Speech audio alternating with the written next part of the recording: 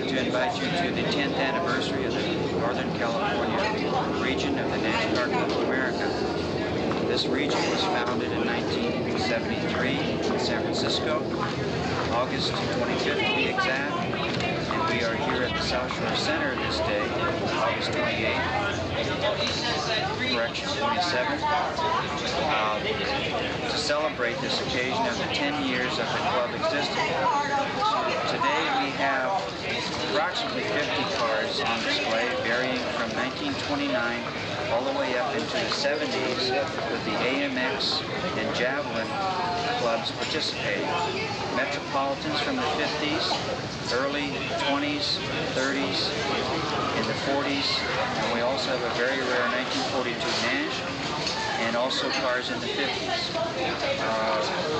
Now I'd like to take you on a special tour in memory lane. I think that we could express that, to show you some of the cars that are owned by the owners of some of the members of the Nash Car Club of America Northern California region. This is a 1929 Nash Standard 6, and this is a vehicle that's owned by Dennis and Chris McAllister from Fremont, California. This is a Landau model, which features a vinyl roof and the Landau bars in the back. It's a Standard 6 flathead engine, and this is the cheaper model of the Nashes in 1929, having 3 different series in that particular year.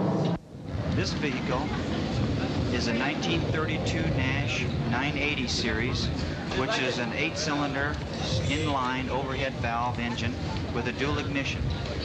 This is the next to the top of the line in 1932, of which there were very few 1932 vehicles built. This car is owned by Sig and Betty Vrobel of Alameda, California, and it is their very first antique or vintage car in their family. And this particular vehicle started that particular family into the Nash Club. It is unrestored, still as original as they found it about 13 years ago. Okay. This is a 1937 Nash Lafayette series. It is the coupe, 3-passenger coupe. This vehicle is owned by Wally and Barbara Tumac of San Leandro, California. The Tumac family, by the way, have 7 1937 Nashes. This is one of their cars in their collection. This vehicle has been on a number of trips to the Kenosha Grand National and has driven many thousand miles. This Nash model is a 1940 Nash Lafayette series owned by Steve and Karen Gregory of Fresno, California. This particular vehicle has been in their collection for about 6 years. It's been repainted, but it is a very original car inside. The upholstery and so on is original, and the engine has been reworked. This particular car won many first and second place prizes throughout the Northern California region. It's a 1936 Nash Model 400 4-door sedan with a flathead engine in it. One of the vehicles that is very rare for that particular period, 1935 and 36. Those were the only 2 years that the 400 series was made. Very few of these cars are left. In California, we only have 7 cars that exist of this style, owned by Jim and Ricky Crane of Fremont, California. This is a 1937 Nash Lafayette, owned by Mr. and Mrs. Benedict from Pleasant Hill, California. This vehicle has been in their family for approximately 1.5 years, and just lately, within the last 13, 14 months, it has been put on the road by rebuilding the engine and so on. 1937 Nash Lafayette. This is a 1938 Nash Lafayette 4-door sedan, which has a flathead 6 engine in it, and it is owned by Bill Capshaw of Pleasant Hill, California. This vehicle has been in their collection for approximately 3 years and has been repainted, and now is been one of our vehicles that has attended most of the shows. The display that has been put on for this 10th anniversary shows the history of Nash from 1902 all the way up through 1954, showing the Nash Healey series and also into the 1957 vehicles. And the last car that is recognized by the Nash Car Club of America is the 1962 Metropolitan. This is Ray Wren of Roseville, California, and he and his wife Wilma are the owners of a 1940 Nash, and this happens to be an 8-cylinder model, and this vehicle was acquired by the family approximately 2.5 months ago. About 2.5, 3 months ago. Right. So tell us how you got it. Well, it was barely running, and the brakes were bad. Been sitting around, it was pretty dirty, so I had to do a lot of work. I worked a month on it, just getting it so I could drive it on the road. And tell us how far you drove it on your first trip. Well, initially I couldn't get it more than half a block away from the house, and I'd have to either tow it back or push it back or something. So we finally got it going, and I said this is now or never, and we drove to Park City, Utah. It was about 1,600-mile round trip with absolutely no trouble at all. All right, so. Fantastic. 1,600-mile trip, the first outing on this particular vehicle. We're pleased to have Ray and Wilma bring his car down from Roseville. This is a 1932 Nash that's displayed on an ad that's out of an old Saturday Evening Post. Happens to be a 4-door convertible, of which there are very few in existence. The McGregor family from Carmichael, California, Gordon and Carolyn, own this particular vehicle and unfortunately had some problems today and were unable to bring this car to the show. For the rest of the display, we are panning over the different awards that have been presented to the various members in the NorCal region, with the Western National Awards.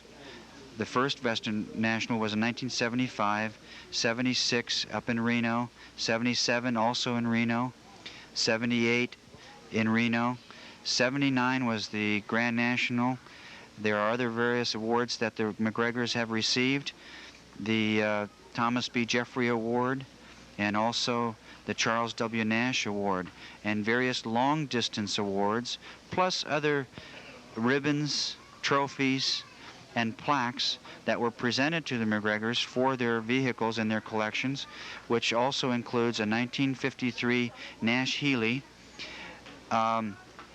These awards were received by other concourse showings and car show showings and other club meetings. This is a blow-up ad of a 1941 Nash, and we have two specimens here. These were usually ads that were placed in large magazines like Collier's, Saturday Evening Post, and Life.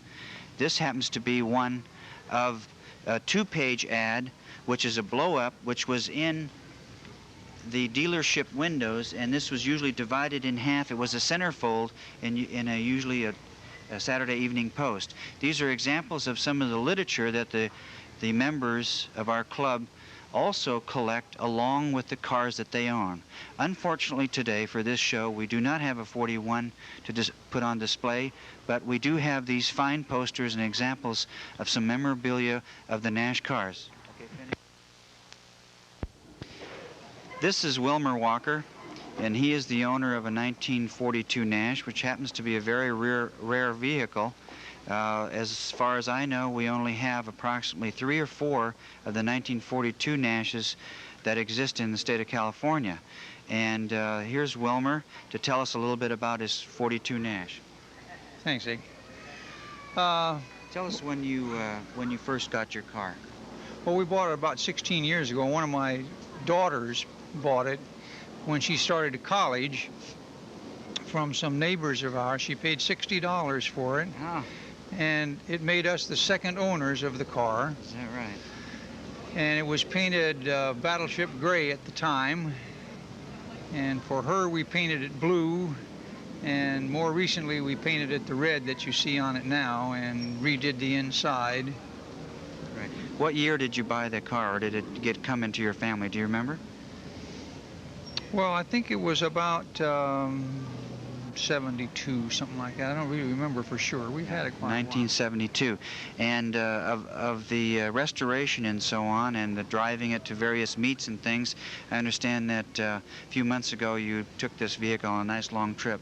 Yeah, we made a trip to Park City, Utah, which is a lot of fun, and really enjoyed it very much. Right. And how many miles was that approximately? I understand you also went down to Las Vegas after that. Yes, we went from Park City to Las Vegas and wound up putting about 2,000 miles on the car, which is the longest trip it's had in years. Well, that's great. Wilmer, we really appreciate you and your wife bringing your car down for the show and celebrating the 10th anniversary of the Northern California region. This is a 1947 Nash Chrome Ambassador. It is considered a 6-passenger coupe, and has an overhead valve engine, Ambassador Series, and this particular vehicle has been in the NorCal region for approximately 8 years now. It is owned by Sig and Betty Roble of Alameda, and it was bought for $225 originally, and the only thing that's ever really been done to it is a little bit of maintenance, cleaning up some tires, and a miracle paint job. Basically, that is the extent of the restoration on the vehicle, and it also comes to many of the NorCal meets. This car features today the added-on type air conditioning unit, which is placed on the window of the vehicle, and it is filled with water, and as you travel down the road, the air blows into it and circulates the water in there, therefore blowing cool air into the vehicle. Now, on our right over here, we have an example of the Nash of 1948, and this is also a Ambassador Series, 1948 Ambassador, and this happens to be a convertible, or considered a cabriolet. There were only 1,000 of these cars built, and this car is also owned by the Roble family of Alameda, California. This has been in their collection for about 4 years now, and it was bought from the second owner out of Sacramento, California. Again, a very rare vehicle, one of only 2 in Northern California, and there are 5 down in the southern part of the California state. The 1948 Nash Cabriolet. With us today we have Al Arnolfo, and he brought his 1950 Nash Rambler, which happens to be of the convertible style, and he lives in Millbrae, California, and this is a 6-cylinder Rambler with a flathead engine, and Al has gone through rigorous restorations with this vehicle, and I'd like to ask him when you obtained the car and how you got the car. Well, I bought it about 3 years ago, and believe it or not, I just found it in the collector's car section of the Sunday paper, and I couldn't resist when I saw it in the paper. I ran up to see it. It was in San Francisco, and I made an offer, and the owner accepted it, and I bought it. And when I drove it home, it wasn't in too good a condition, but I did make it home, and started my restoration. And how many years has it taken you to restore the car? It took me about 2.5 years to do it. I was working on it on and off, and it took a long time, but I found it. Any particular problem with the restoration? I mean, something that really was a hassle? Oh, mainly finding parts, and of course the natural was a big help for me. And I'd say that was my main problem. And, things don't always work the first time, but stuff like that, and eventually you get there. That's right. Well, it's really great to have Al bring his car to the show and help us celebrate this 10th anniversary of the Northern California region. Thank you, Al. Thank you. Example of another Rambler of the Northern California region. This is owned by Jim and Mike Paradiso and Mike's wife Anita from Los Banos, California. A 1951 Nash Rambler Landau, again with the rollback convertible top, This was the type of vehicle that was used in the Superman series that was on television, and Lois Lane used to drive one of these cars. This is an extremely fine example of one of the restorations of the Paradiso brothers, and this vehicle has won first place not only at the Alameda show in the past, but also at various concourses throughout the Northern California region. Again, a fine classic example of the early compact vehicle, and the main feature I think on these vehicles was the gas mileage was right, and it's probably a car ahead of its time. Interior shot of the Paradiso's car. Notice the dice hanging windows. Familiar sight of the 50s, and the entire interior and top has been totally restored to original, or as close as original. Remember that the fabrics are no longer available anymore, so the owners of these vehicles get the color and the texture as close as possible to the original. 1955 Nash Rambler station wagon, and it's called a Rambler Super. This car has been about 85% restored, a new paint job, new headliner, and new carpets. The engine has been rebuilt. This vehicle is owned by Richard and Adele Ferguson of San Leandro, California. Richard is presently our editor of our Nash News, and he has also put on a nice display on this particular vehicle. Notice that this car was featured in the 1983 calendar, August, the month of August. There are a few pictures of the vehicle as they purchased the vehicle. And by the way, this was a vehicle that was a present given to Adele Ferguson during Christmas. I can remember it driving up in our driveway with a big bow on the top. There are also some illustrations of some of the interior fabrics that were available in 1955 and some sales brochures on his nice display. This is a 1951 Nash Ambassador, referred to by many as the upside-down bathtub, a very durable vehicle owned by Mike Zambasini of San Jose.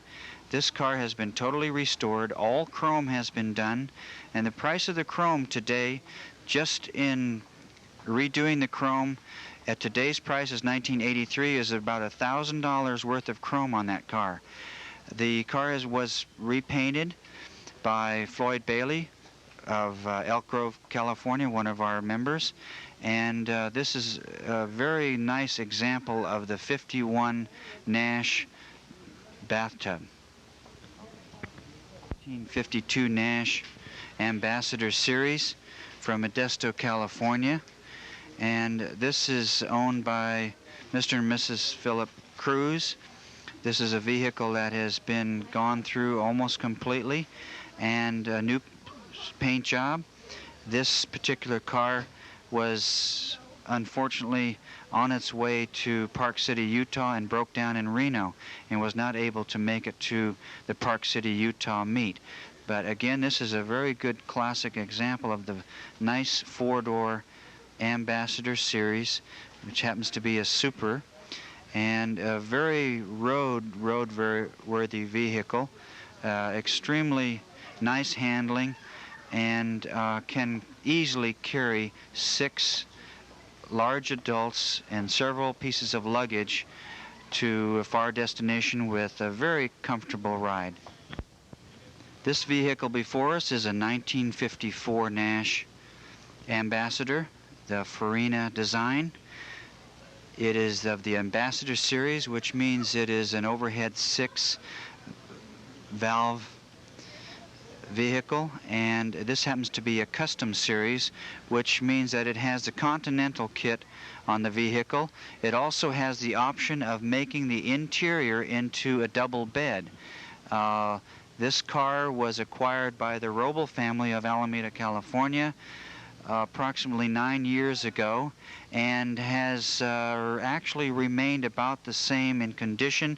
It has been driven to many of the meets in Northern California, and I'd like to display to you at this time the Continental kit on this vehicle and the inside of the trunk. This is the Continental kit of the Nashes, very familiar with the Lincoln Continentals, therefore getting the name Continental kit. It is released by the hinge, and then the trunk is unlocked underneath.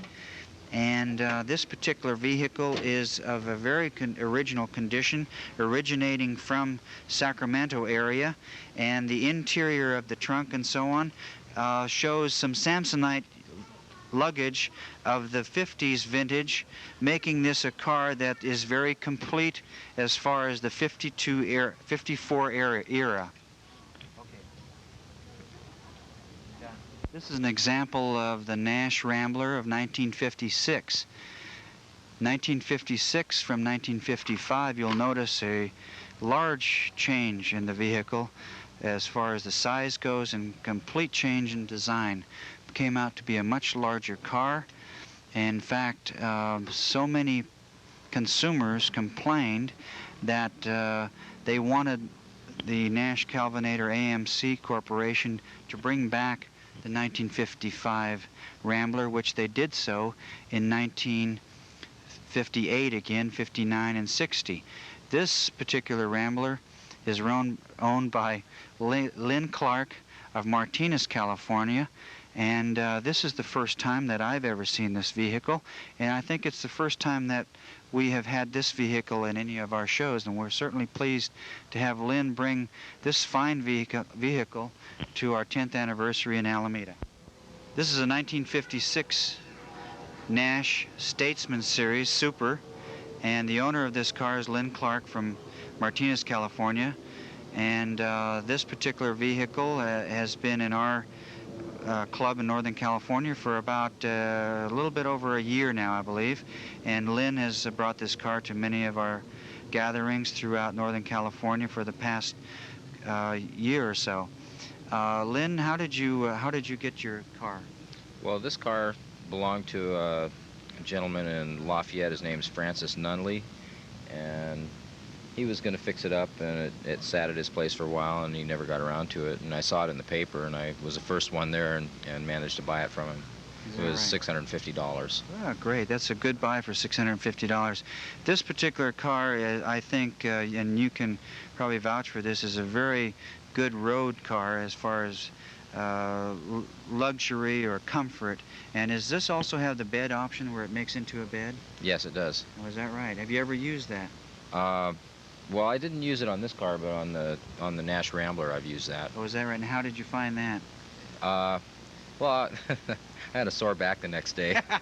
I think I can say the same thing. I used mine one time up at the Squaw Valley meet, and I think it's a little bit uneven. Yeah, a little lumpy, I think is the word for it.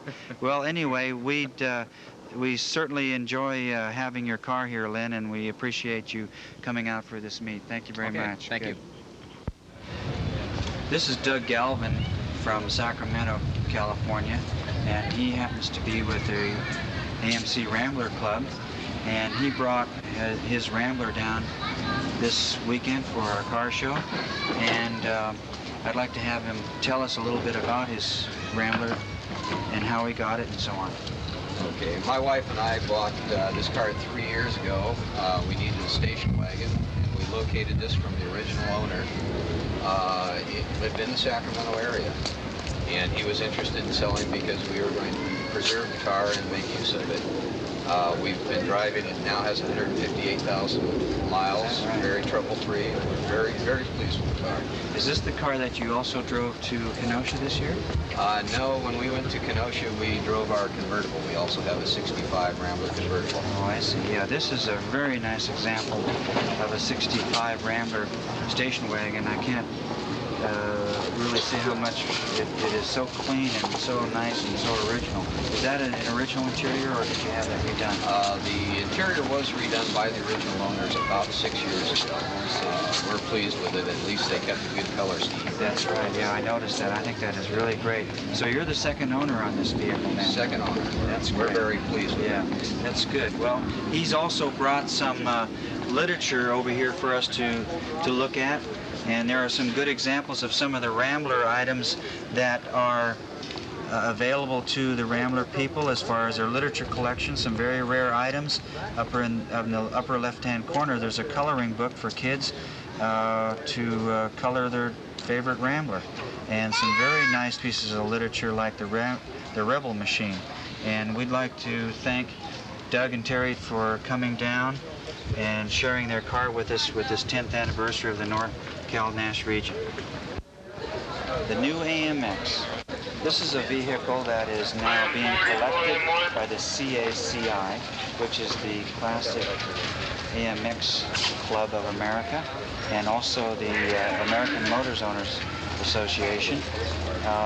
This particular vehicle is a 1969 V8 cylinder owned by Bill and Dee Capshaw of Pleasant Hill. This car only has a capacity of a two-seater. There's two bucket seats, so it is sort of always mentioned as the sports car, American sports car, the forgotten American sports car. It is certainly a desirable car today. The price certainly indicates that when one wishes to buy this. We have a 1970 AMX owned by Henry Chandler of Lafayette. We have a 1970 AMC AMX model that is owned by Gary and Elna Zinman of Walnut Creek, California. And the last model on the end here is a Gremlin, which is also an AMC product. And this is owned by the Zinman family of California. This is a 1973 Gremlin. And to our left over here, we have a display in front of the Zinman's car of some of the AMX Javelin American muscle cars. Certainly a very desirable car with the young people in the late 60s and early 70s. Now has become a very desirable collector car. This is a 1951 Nash Ambassador Series, 6-cylinder overhead valve, owned by George Schlein and his wife of Santa Clara, California. And this particular vehicle was bought by George in 1951 off the showroom floor, and they have owned it ever since and have driven it ever since 1951. We're very pleased to have them as members of our Northern California unit, and this particular vehicle, since he's owned it from day one, has over 200,000 miles on it, and the engine was just recently rebuilt. A 1951 Ambassador. The 1955 Nash Ambassador, custom series, custom interior, air conditioning, just about anything that was an option in 1955, this car has it. It has the beauty trim on the outside, a nice two-tone paint job that was done by the owner, Floyd Bailey, and his wife, Sharon of Elk Grove, California. This particular vehicle has been in their family for about 5-6 years, and notice the dice hanging in the window. Classic example of the 50s cars. This vehicle also makes into a bed, and the vehicle has been to several of the concourse in Northern California and various car shows throughout Northern California. Also many of the Grand Nationals and Nash car shows throughout the Northern California region. It also sports this very handsome Continental kit with the special wire simulated wheels. Well, ladies and gentlemen, this is a 1951 Nash Ambassador owned by Mike Fritz, and I've got the privilege of demonstrating this fine vehicle to you. And as you notice, this is one of those nice cars that was very desirable to go to the drive-in because the seats make into a bed. And Mike has totally restored this vehicle, and he's got satin sheets and satin pillows in here, and I must say it is an extremely fine example of the Nash Ambassador bathtub series. He has some of his awards displayed around the vehicle. And on the windshield, you'll notice that this car just came back from a trip across the United States all the way to Chicago, and this car put on mileage 5,300 miles on that round trip. And here it shows the life story of this particular car and some of the awards and trophies that this vehicle has received. And Mike Fritz comes from San Francisco, and we appreciate him sharing his vehicle with us today with their 10th anniversary. This is Betty Roble, the region president of the Northern California region, Nash Car Club of America. Betty lives in Alameda, and we're standing next to the Robles vehicle, 1955 Nash Ambassador. This car was originally purchased as a parts car just for the engine, but it ran so well that we decided that we would paint it and put it together and make it into a sort of a taxi cab type vehicle, and it really attracts a lot of attention. And I understand that the yellow and the red cars get in less accidents, so I think we made a wise choice as far as the color goes. Betty, why don't you tell us a little bit about the past year as president of the Northern California region? We have approximately 70 active members, and we just sponsored our swap meet, our annual swap meet, and now today we're having our car show, 10th anniversary car show, and we will be holding our banquet this evening at the Galleon. And tomorrow the antique cars will tour from Alameda across the bridge to San Francisco to Sigmund Stern Grove, where we had our founders meet 10 years ago on August the 25th, 1973. Fine, thank you very much. This is an example of the Metropolitan that was built by Nash, and the first year of the Metropolitan was 1954. This happens to be a 1959 Metropolitan, and it is from San Francisco. It is owned by Trish Hausman of San Francisco. Very fine example of the Nash Metropolitan, a nice yellow and white combination. And notice the license plate, Her Met, and a 60. Okay, ready. This is a 1957 Nash Metropolitan, and this is a vehicle that won first place last year at the Alameda show. Very fine example of one of the Metropolitans of the Metropolitan Owners Association of Northern California. And to our left is another Metropolitan, a 1960 Metropolitan, and this particular vehicle is owned by Guy and Nancy Hoffman of San Carlos, California. Nancy is the region president for the club that's in the San Francisco Bay Area. I introduce to you Trish Hausman from San Francisco, and Trish owns several Metropolitans, and one of them that we just viewed a short while ago, and I'd like to ask her how she obtained her first Metropolitan. Well, after stepping out in front of every Metropolitan drove by for 10 years, I found one sitting on the side of the road for sale. So I convinced my husband to buy it for me, and I've restored it. Since then, we've had 15 Mets in 4 years. Many of them I still have. And this one I did the movie The Right Stuff with last summer, and it was a lot of fun. I hope it's actually in the movie when I go see it this fall. Good. The movie The Right Stuff, where was that filmed, and what is it about? It's about the astronauts, and it was directed by Phil Kaufman, who did the Invasion of the Body Snatchers and Raiders of the Lost Ark. And he's the only major star in the movie at this point. We did 2 days at Millbrae, at John Glenn's home, and we did one day at Napa. I see, yeah. And they did various scenes all over the city. Yeah, very good. So this takes place in the late 50s? Yes, and it's supposed to be Virginia. But oh, in Virginia. Our country because it's the climate is better. Well, very good. Well, Trish, thank you very much for participating in our show this year again, and we're always pleased to have you participate with the NorCal region. Thank you very much. And over here we have Don and Marge, and you're from Modesto, California. And tell us a little bit about your Metropolitan, Don. Well, it's a 1959 hardtop that I bought approximately 2 years ago in probably 2/3 restored condition, and went ahead and finished it up. Marge and I have a good time with the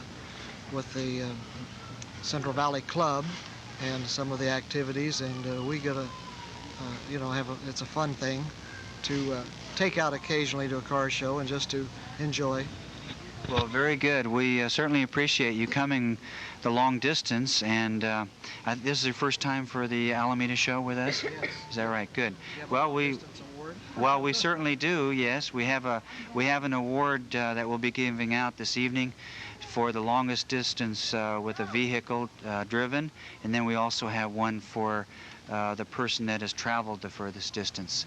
So anyway, this is a very fine example of some of the Metropolitans that we have up in the Northern California area, and we wish them all luck with their vehicles, and perhaps tonight at the banquet at the Galleon we'll see some nice trophies come their way. Thank you very much. Thank you. Good. On behalf of the NorCal region of the Nash Car Club of America, I would like to say thank you to all of you for participating, for the sponsorship of the South Shore Center, for all participants in showing their cars coming from such a distance. And at this time I would like to present our region vice president, Dennis McAllister from Fremont. Our secretary is from San Jose area, and our treasurer is from Pleasant Hill. All are present. We expect about 60 at our awards banquet tonight. We will be giving out these awards at the Neptune's Galleon. Best of show, first, second, and third place in the class. We also have a national sales program. Our region publishes a Nash News every other month. And at this time, I would like to introduce our Vice President, Dennis McAllister. Thank you, Betty. Well, we've had another great show here, and later on we're going to have a banquet, and it'll be our 10th anniversary, which we're also going to have a tour to the Stern Grove where we first had our charter meet. That's about it. So from here we conclude another Alameda show, thanks to the Warbles. Thank you again to everyone, and I would like to also say thank you to our cameraman, Frank Valletta, a close friend and associate of SIG's. Thank you everyone again.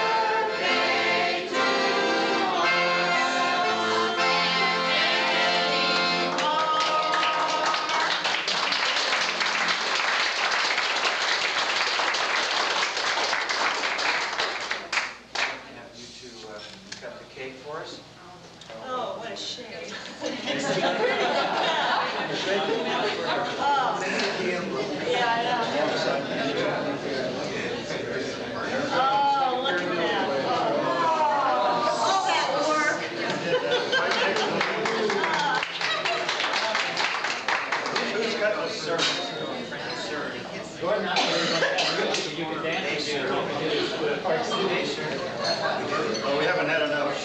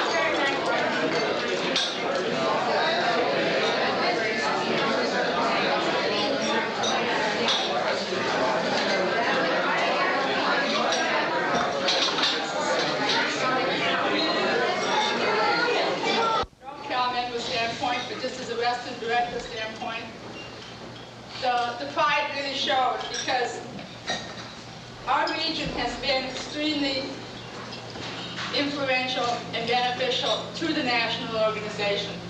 From everything from first-class postage on the TNT and eventually the marketplace as that developed. That idea came from NorCal.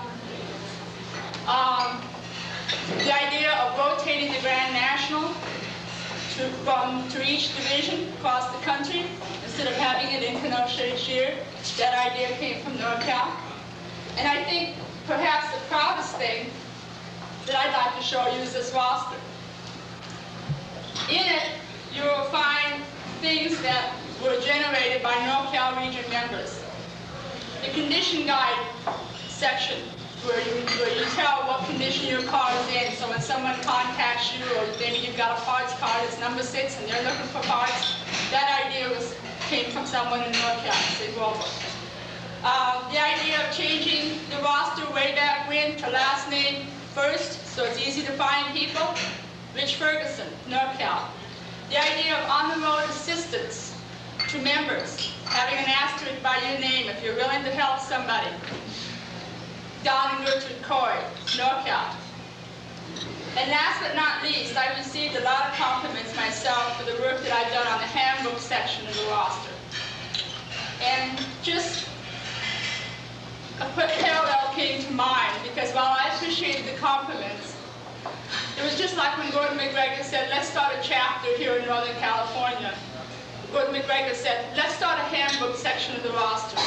All I did was put it into a pen. So NorCal.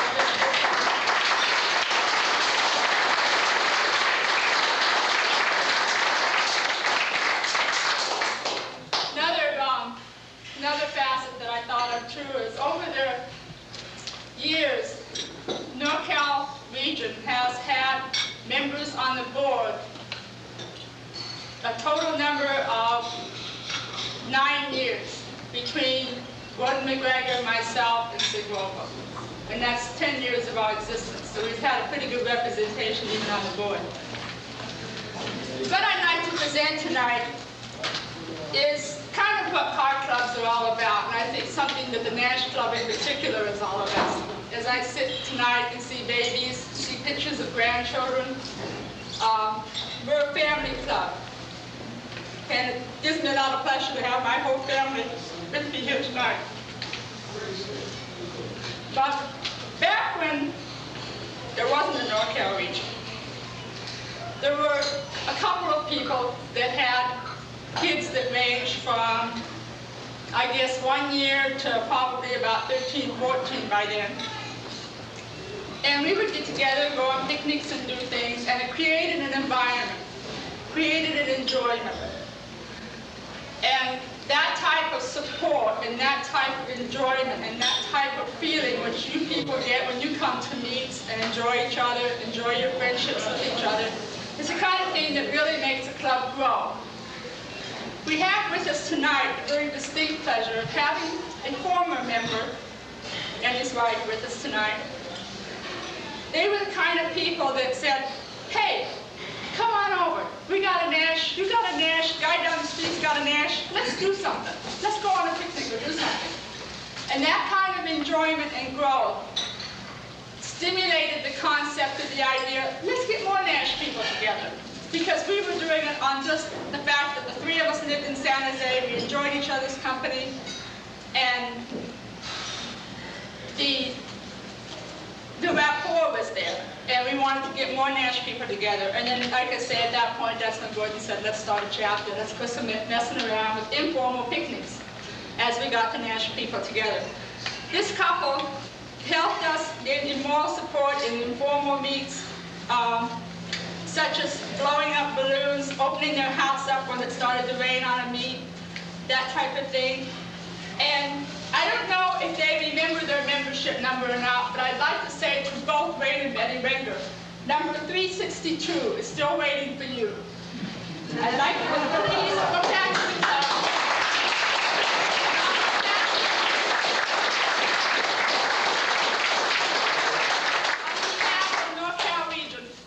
I want to thank you for being with us tonight. Would you come up and get this plaque? There we go.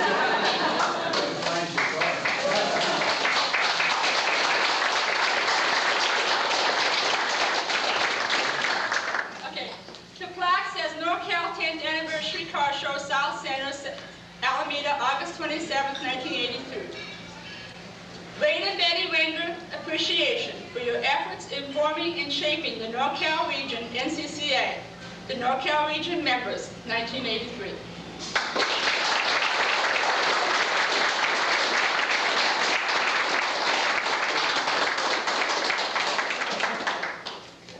Thank you very much. It was a lot of fun, by the way.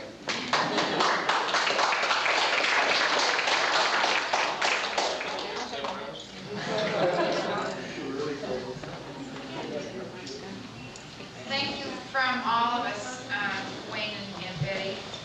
Now at this time, since this is an anniversary, what we would like to do is call on all of our past presidents and chairmen. And to start off with, in 1973, from 1975, what I would like to have them do is stand up, introduce the officers during their term, and when your name is called, would you please stand? And so our first chairman was Gordon McGregor, serving the term from 1973 to 1975.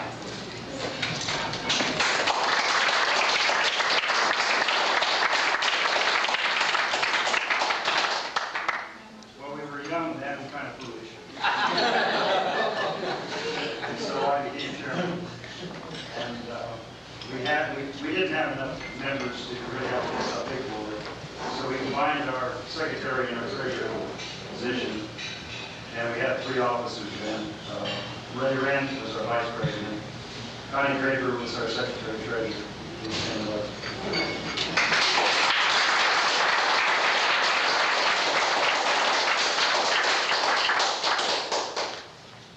And next, Sig Roble was our president from 1975 to 1977.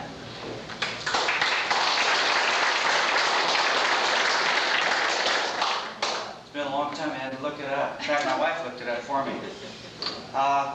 76, 77 term. No.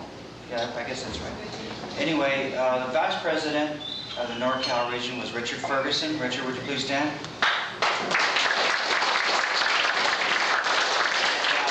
At that time, we split the position of treasurer and secretary, and Connie, she was the secretary.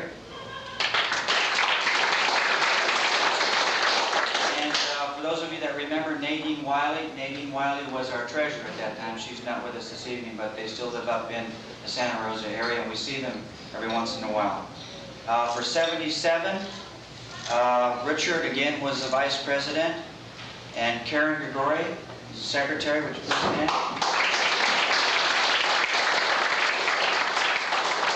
And Nadine Wiley again was the treasurer, and I think we stepped forward those years and did some crazy things and started a swap meet that Richard gave birth to, and we were scared and so on, and we made money. And you know what? We're spending some of it tonight, so enjoy yourself.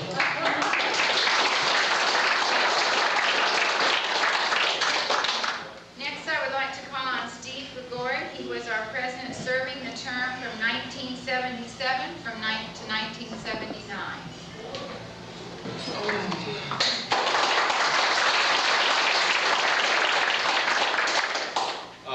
It hasn't been as long as Sig has, but I still had her make me up a list of the people because I have a bad memory.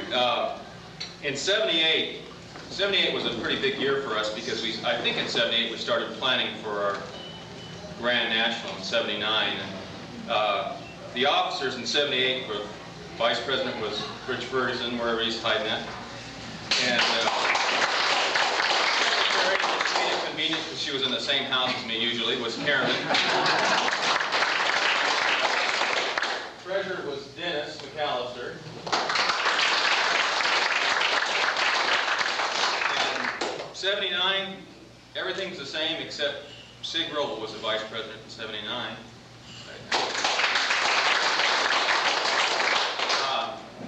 I think those 2 years were probably one of the best times to be president around here because I was surrounded by such a good group of people that kind of made the job not really a job at all, and they helped put together the '79 Grand National, which for those of you that were around know how well that came off, and started a lot of nice things, and I think they deserve a big hand.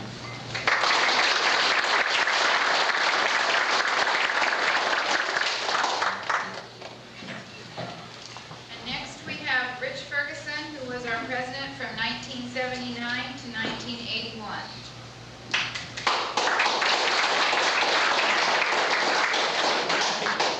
I'm not as well prepared. I didn't think I would. But first vice president, I believe, was Sig Roble, correct? Sig Roble, and first secretary, I think, was Chris McAllister. Yeah, Chris.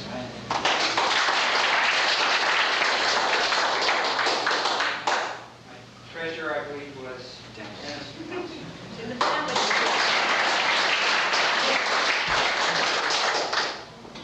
Then my next vice president was Rolly Tooman.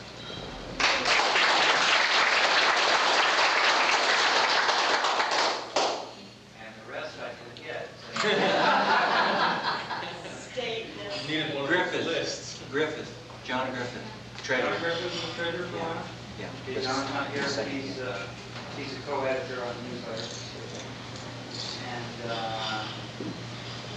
Carolyn, were you treasurer for the last year? Carolyn, treasurer.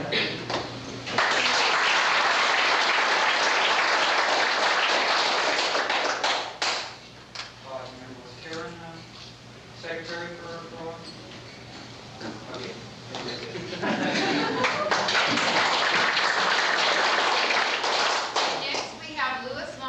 Served as our president last year in 1982.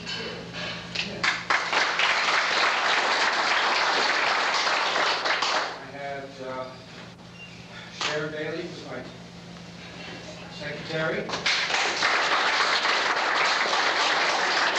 Was my vice president. And my treasurer.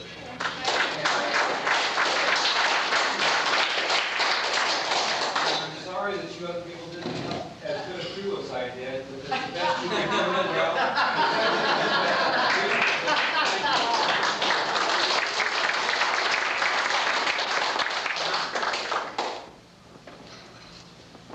And I will introduce then my set of officers, and then we will just do some quick thank yous before we move on to the door prizes, and then at the end we won't have to go through all the thank yous. My vice president is Dennis McAllister. Secretary is Mike Zamzini. Secretary is Bill Capshaw. Secretary is Dee Capshaw.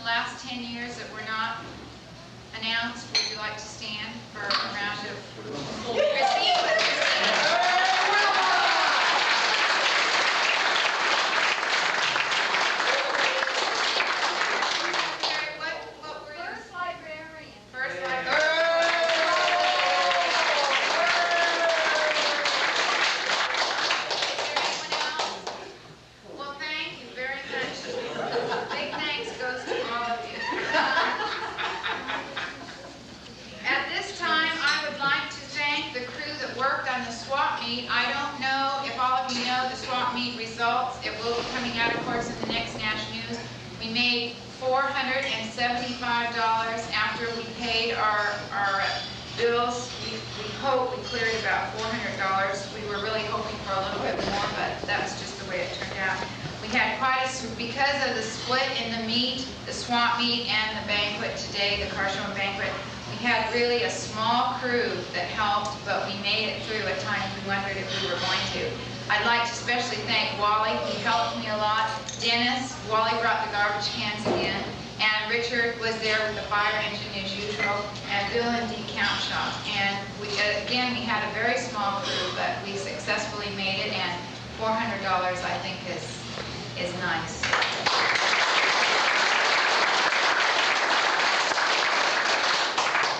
For the car show today, I would like to thank everybody that showed their cars. Sig, do you have something special, some special thanks for the car show today?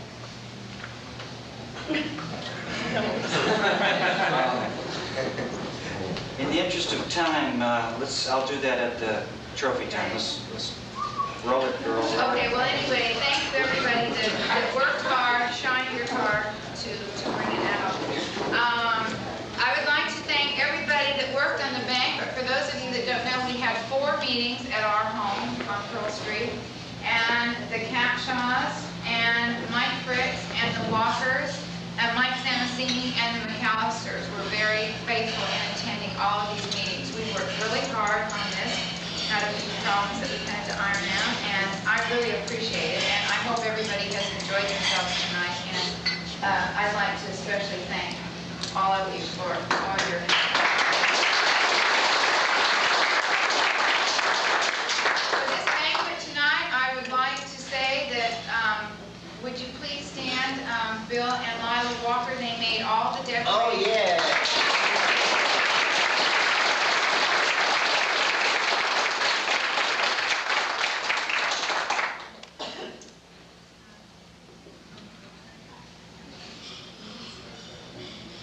Okay, I think at this point in the program, it's the door prize time. If explain a little bit how we're going to do this. If everybody will take your ticket out, the numbers are the same, but you have the 3 different colors. So I would also like to introduce Margaret and George Schlein. They're going to be handling the first part of our door prize part. And they will say the color of the ticket first. So that way you will know if it's in your number. White, blue, or orange.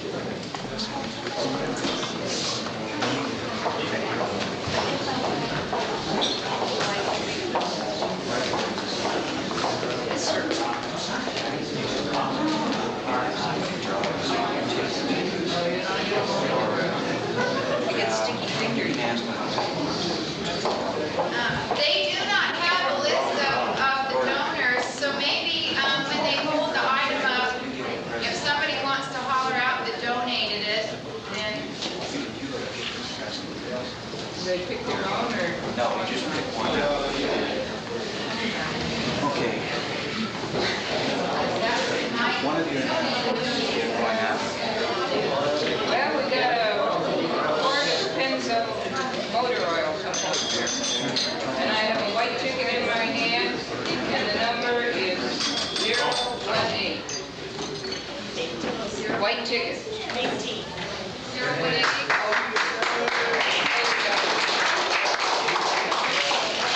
Now you can lose. I'm following.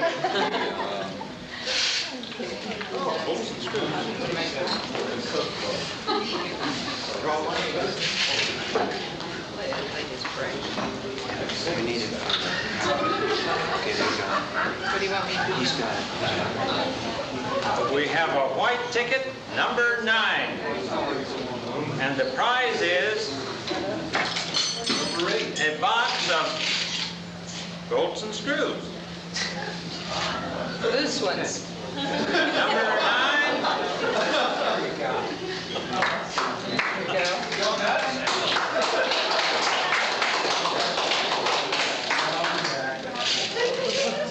Will a net hold as many as those? Okay. blue ticket, number 12, and it says Steve Gregori. And it's a bottle of burgundy, and I think I'll leave now. She's the one.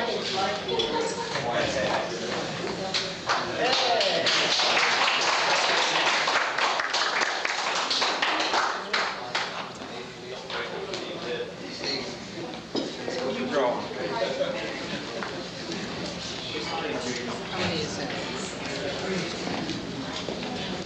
We have a blue ticket, number 10, Phil Cruz.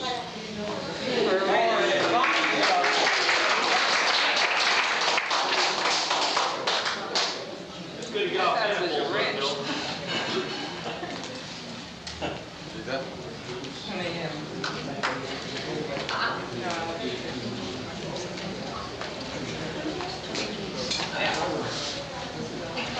This is a liquid wrench. I don't know how that works, but WD-40 comes. A white ticket, number 10, Marge Whitmer.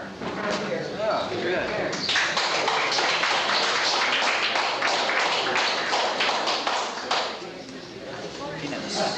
Peanuts. Now we can draw a ticket. We got a jar of peanuts. An orange ticket, number 12, Mike Zampacini.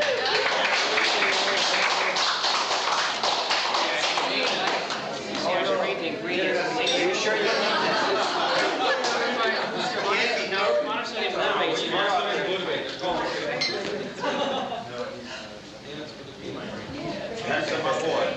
A blue ticket, number 8, Paradiso. Paradiso.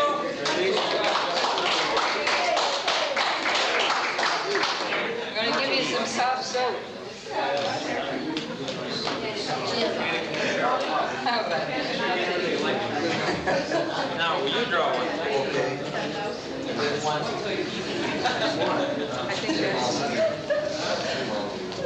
Another blue ticket, number 7. That also says Paradiso. Oh!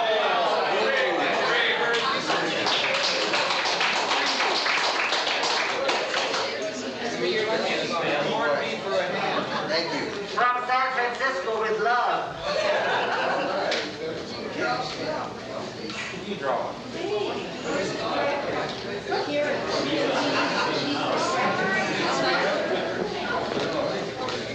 An orange ticket, number 14, Luella Cruz.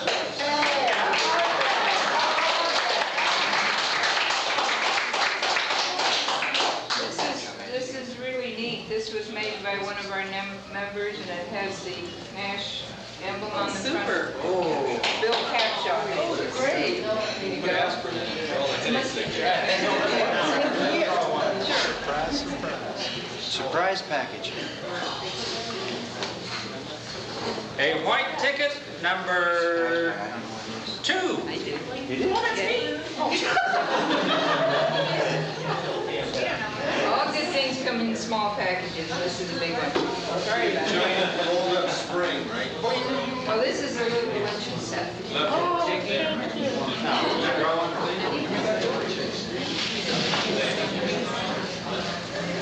A blue ticket, number 13, Karen Gregori. Hey, Oh, I donated. They donated. Something else, please? Get them coming up. No more. No more wine? No. All right. Six. Yeah. Six. Give her one of the other little things the Capshaw's too. Yeah. On this side, okay. This is a standard and simplified accounting system manual from Nash Galvanator Corporation. Looks like about, what, late 40s? Something like that? Never been used. They went broke. We have a blue ticket, number 3. The name is Wenger. Oh!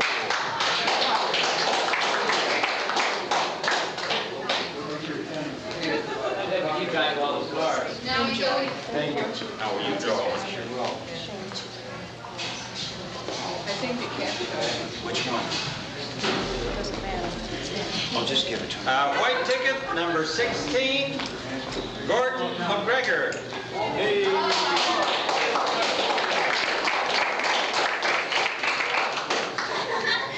No steps on the way to Sacramento. In the front court, in the front goes. Now, Betty, is it time for the No, they're later. Why is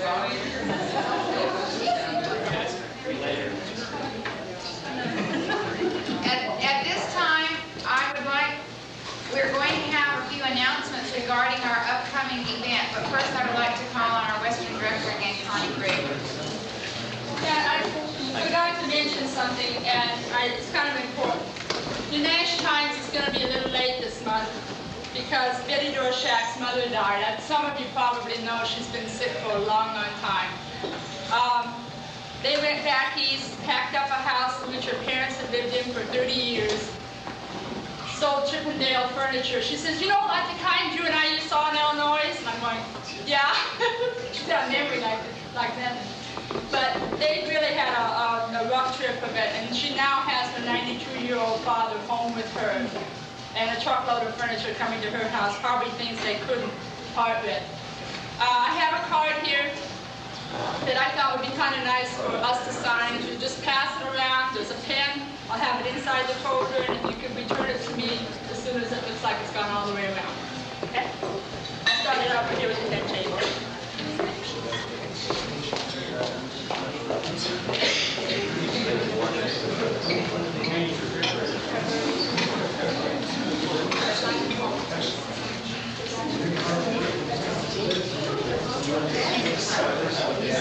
At this time, I would like to call on Gertrude Corey.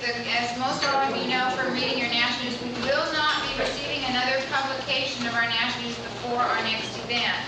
It's a camp out. It's Sweetwood on September 9th and 10th. And also, if she forgets to remind you, we are going to be holding a raffle. So anybody that has still any items left, bring them for the raffle. And if you have any questions, ask Gertrude. She'll be more than happy to answer them for you.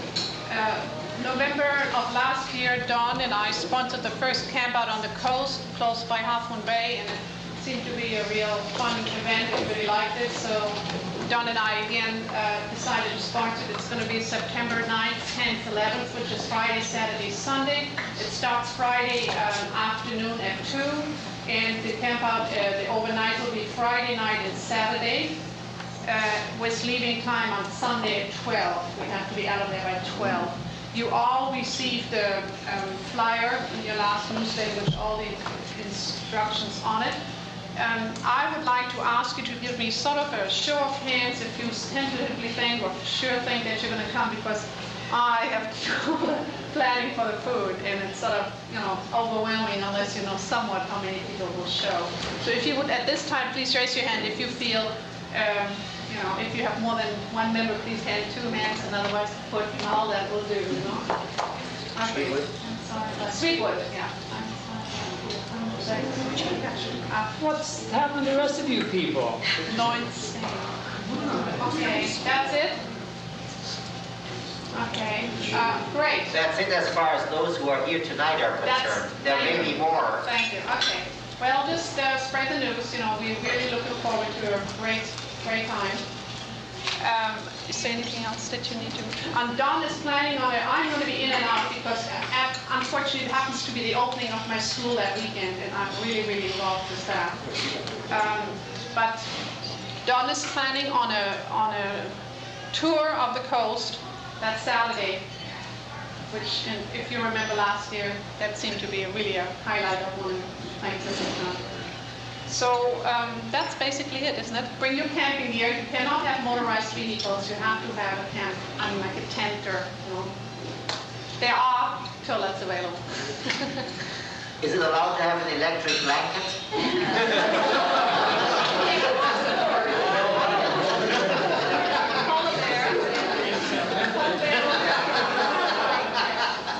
We're planning on family activities. There's a huge area for playing horseshoes and ball games and things like that. It's just a fun campground when we meet there regularly.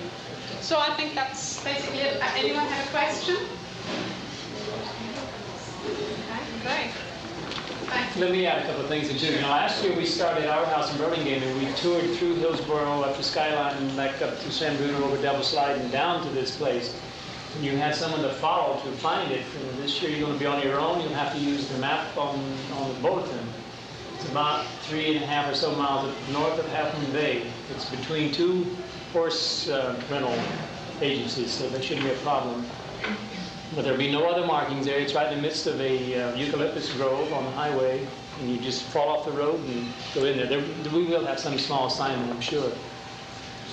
It's a large area. I would say at least 5, 6, 7, 8 acres, something like that. It fronts on the highway, and it goes back to the ocean, which is about a good block and a half or so away. There's a huge field. There's, like I say, eucalyptus grove. You'll be camping within a fir tree cover, really. You can sleep under these trees if you want with no tent whatsoever. That might be the most desirable. The ocean will be a matter of 200 feet away from your campsite. They do allow, I think I mentioned earlier, it's in the book, they do allow 10 cars or 12, I forget now, 10 or 12 cars, I forget which.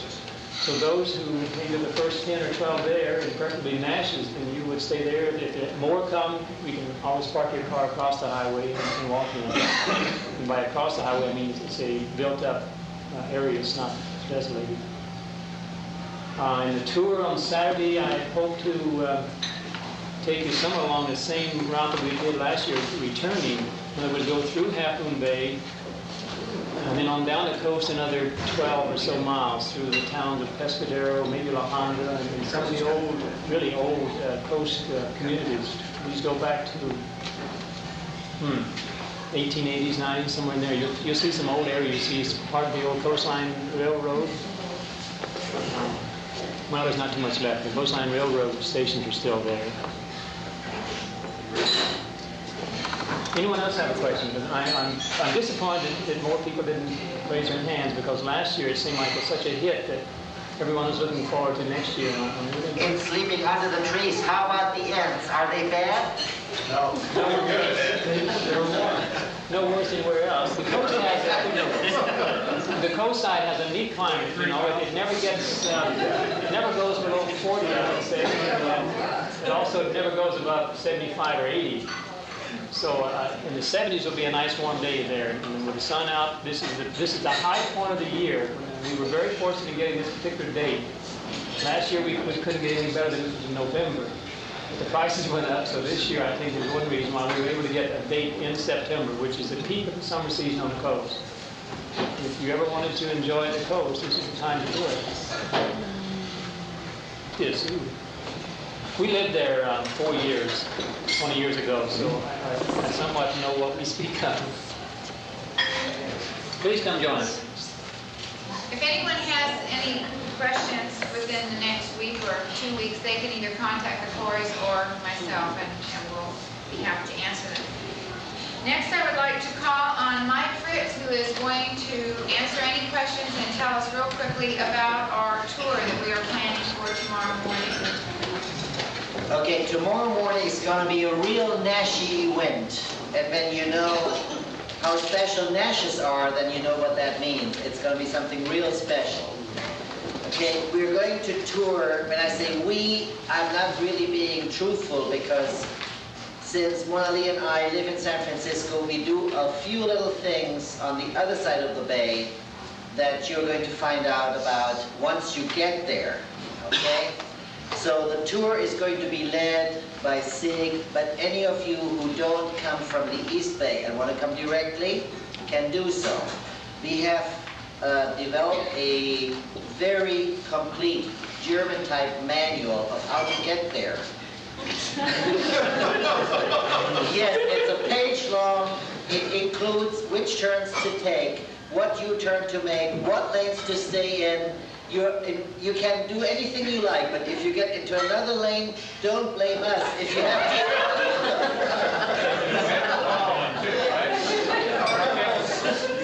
We didn't just look at the map. We drove the route. Okay. Now, any of you who want to drive directly and not meet at the meeting point here in Alameda should go to SIG and get the map and the instructions, and from wherever you're coming, you can relate to where you're coming from and meet with those instructions. Once you get to Sigmundstern Grove, which is the point of destination, the grove is way down in a deep gulch. Okay, so you come on a small street which is called Vale. You come to a gate, they'll get you through, and then you have one of those steep inclines that are famous for San Francisco, or inversely, for which San Francisco is famous for, and why people from Kansas dread San Francisco. You go straight down, and at the bottom of the incline, you find a parking space. It's a large area, and anywhere there that you want to park, you can park.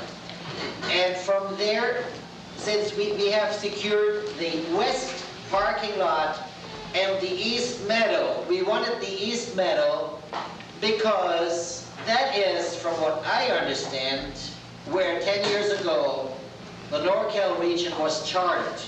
And when the Irish caretaker or superintendent of the grove said, why would anybody want the parking lot on one side and the meadow on the other side?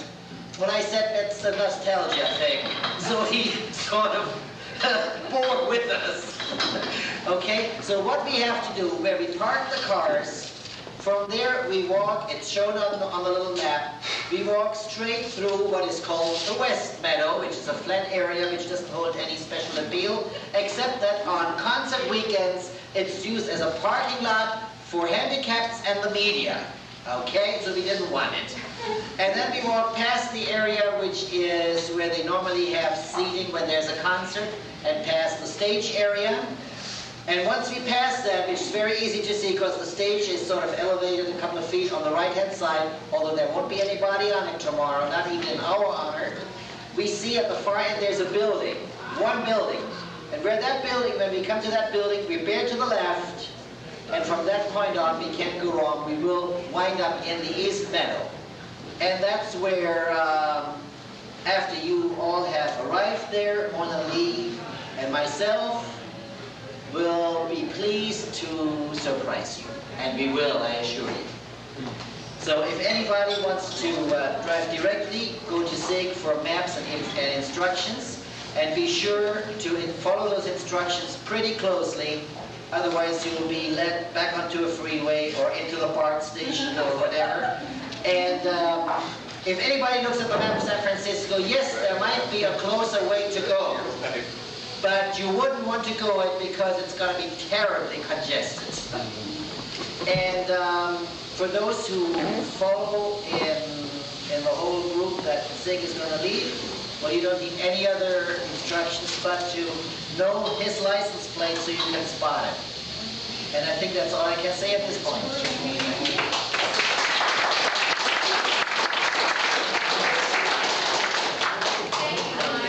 One thing that I did neglect to mention was that we were proud to have Mike and Mona Lee travel back to Kenosha in his van for the Grand National in 1983.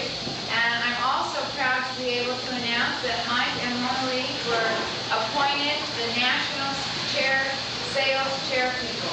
So I think they deserve a round of applause for that.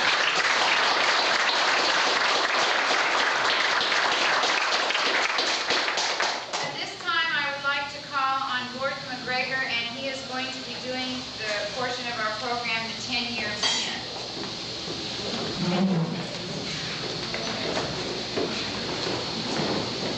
SIG is holding up a diagram of our 10-year pin. Unfortunately, it didn't arrive on time. Again, thanks to Rich Ferguson, the real creative artist in the group. We've got a beautiful design here. This is a blow-up. This is closer to the actual size. Because of some of the lettering, I understand we wiped out most of Southern Cal. They're going to go with the earthquake anyhow. It looks like a very attractive thing. What we are going to be doing with this pin is each couple will receive a pin when they reach the 10 years, and tonight we do have 6 of the charter members who do have the 10 years in, and we'll talk about that in a little bit. I kind of would like to take the opportunity before we start to talk about the region and some of my thoughts when we started putting things together. We have in 1970 the formation of the National Club, and a lot of us out here were kind of starving for Nash friendship or even Nash correspondence.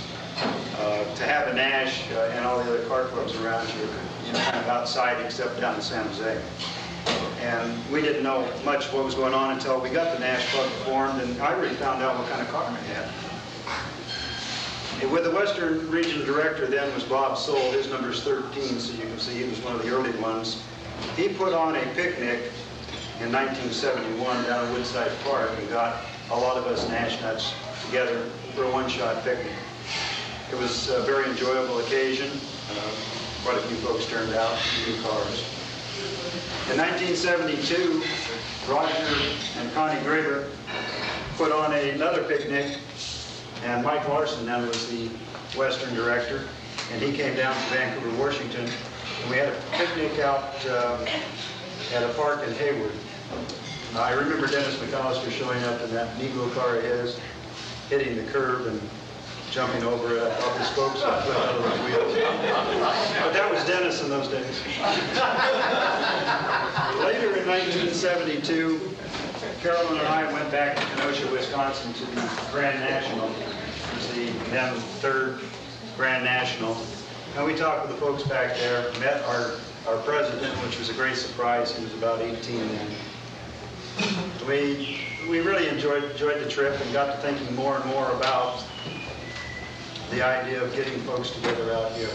There were a couple of regions just forming, and I talked with Larry Dunn at that meet and kind of started growing this hope that maybe we could put a region together. And we took the opportunity at Harrah's the following year, 1973. We contacted all of the members that were active on the roster and said, meet us at the popcorn wagon at Harrah's Swap Meet, and let's talk about a region.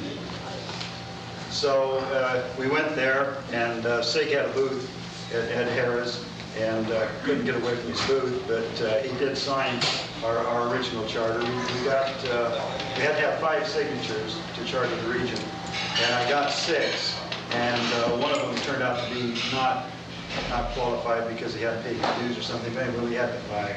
So we sent that on in after that meet up there at Harrah's. And we decided then, as soon as the approval for our charter came back, to get a meeting again together. And that's where Stearns Grove came in. The meeting was held then in Stearns Grove. And I bought a bunch of about 10, I think they were, plaques for the Charter Day meeting. And we handed those out at the meeting. And many of you have seen the book. You can see the old cars that showed up and the charter folks that did. And I think we had a real good turnout for the thing, and that's where the region was born. We kind of talked about it. We had high hopes. We had visions of great things. We thought getting the region together up in Reno at Harrah's would be kind of fun, and that spawned our first 4 Western Nationals up there, 75, 6, 7, and 8. We also had that long dream in the back of our mind. Wouldn't it be neat if we could host a national? You know, that was talked about at Stearns Grove even. And that did come to pass in 1979. Of course, we had to influence the national to let the national come out to the West Coast, and that took a little doing. But we had a lot of visions in those days. We didn't have much money. We had a lot of heart, a lot of soul, and we had a lot of fun, and we've really grown. We're 10 years older now, but we're wiser, I think. And I really like to look around and look Kimberly here. She was just a little kid playing in the gravel. My daughter Heather was sitting next to her playing. beard gets growing into a nice lady here. We have Kimberly, Larissa and Jamie over there. All these kids are growing up, and you know, we watched them grow up, and we watched the families grow up. And I really think that's the neat part. So for the 10-year pins tonight, I'll kind of call out the names then again. It was Ray and Wilma Wren, who were the vice president of that first year. In fact, after Stearns Grove, the Wrens opened their house to us for our first meeting, our meeting where we were going to elect officers. And it was on the back porch of the Wrens home down in San Jose that we actually laid out the first slate of officers, kind of started chipping away at bylaws and the things that have to go with making clubs go. So Ray and Wilma, will you please come up? Carolyn, can you come up, please? She was my partner all that time. In fact, she's been my partner now 25 years. We had a beautiful...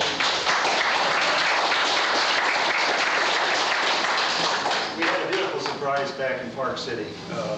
The Southern California region brought up a cake, and they kind of had a celebration for our 25th anniversary because it was the following Tuesday of the meet, and we had to go up on the stage and dance, waltz. And it seems to me that almost went 25 years ago. That was it. Ray and Wilma Wren then were the vice president. Connie and Roger Graver, secretary treasurer. Could you come up? Roger, Connie. Rich and Adele Ferguson came out to that Stearns Grove meet. They were married then, but they came out and he introduced his fiancée at the time, or I guess it was a serious girlfriend. Is Rich here still? Or do you have to go back to work? You had to go back to work. Gee, that's too bad. Don and Gertrude Corey came just a little bit later, but they are 10-year. And Betty and Sig Robo.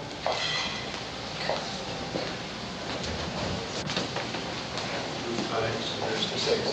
And we had a problem with Dennis, so we're not going to give him his pin this year. We're going to make him pay a little penance. You see, Dennis was having a lot of fun those days. But, you know, every club has to have a character. And we really had to meet one there. Jump too many birds. Yeah.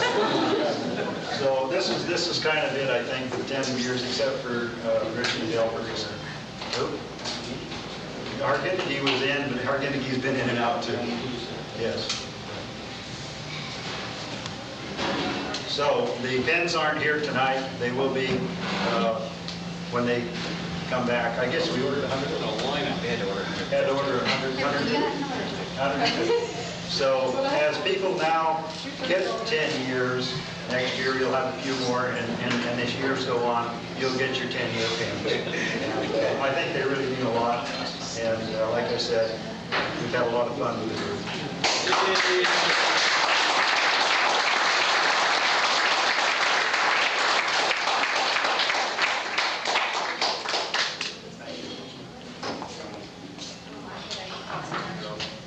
Oh, I like this.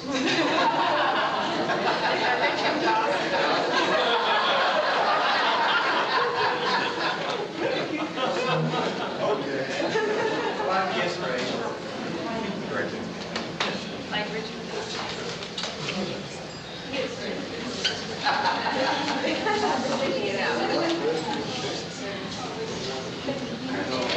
Why not? Why not?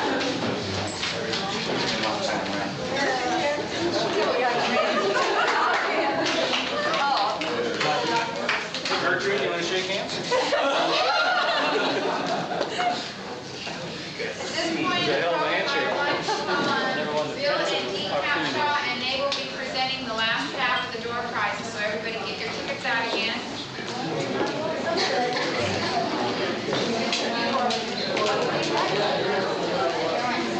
I just lost a flash.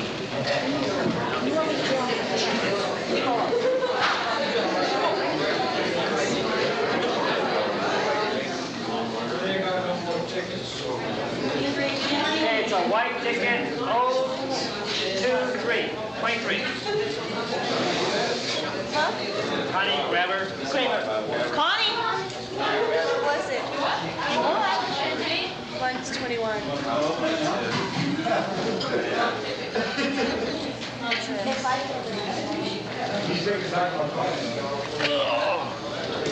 Taping this down. Just move over the light a little bit more for the camera. Yeah, that's good. Yeah, that's good. Okay, and this goes to number 37, Barbara Tumac.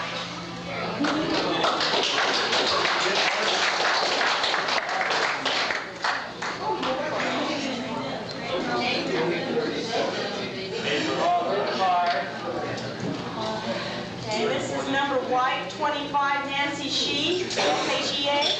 Shea, sorry, Nancy.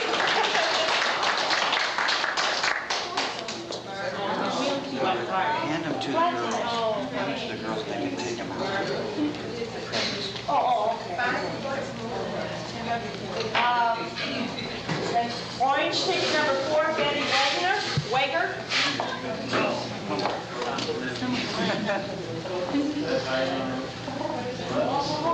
What is this line? Yes. Blue ticket, Roger Graber, number 11. More wine. Party time.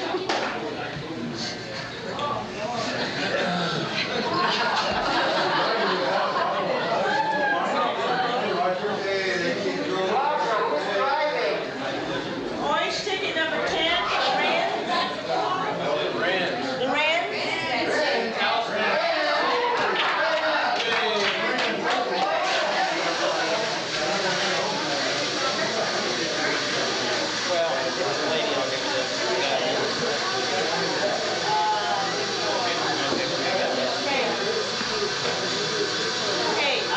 orange number 16, James Graber.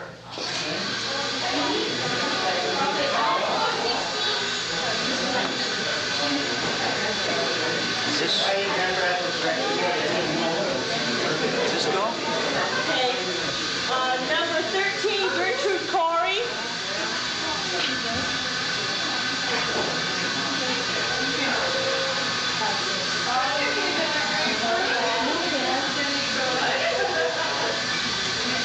Number white, 24, Bob Agnew.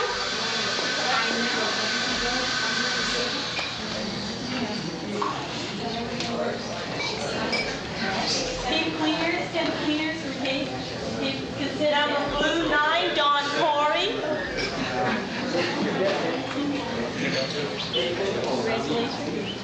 What's next?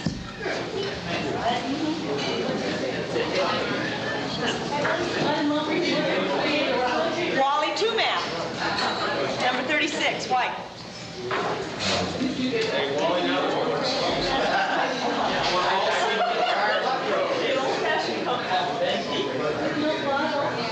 an old-fashioned Coke bottle donated by my husband. Found on the way here? Yeah. The Walkers, number 4, blue.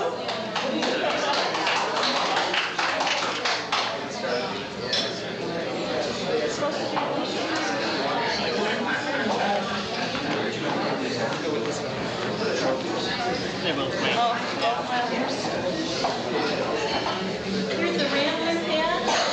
Nice postcard of a Rambler corridor hardtop, 56. Okay, it's orange, number 7, M-U-N-R-O. And this is a basic cookbook for those that don't know how to cook. Mona Lee! Hey, Mona Lee! Here we go, sweetheart. Now you must have cut down on me. Bill, do you want to tell us? Well, at one of the first meetings that the board had for this event, we discussed it and felt that the NorCal region would donate one dinner to one of our members that purchased a dinner ticket. So Christine will pull the number. Whichever number that she pulls will be reimbursed from the NorCal Treasury the amount of their dinner ticket. So. Don't pick yours, Christine. No, I won't. I'll throw it back in. back in, I'll take it. White one. White ticket, number 11, Doug Galvin.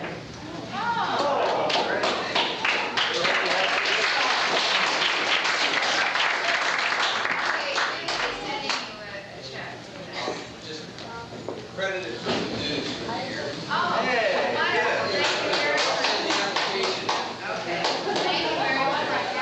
I just want to say one thing to Barbara and Wally. You won the gallon of Valvoline.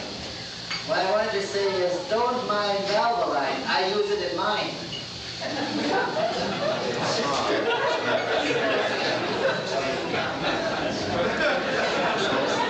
Okay, we will be starting with the trophies, but before that, I did forget to mention one thank you, Don, Corey, and Morris and Birgit. I would like to say thank you very much for your help at the swap meet.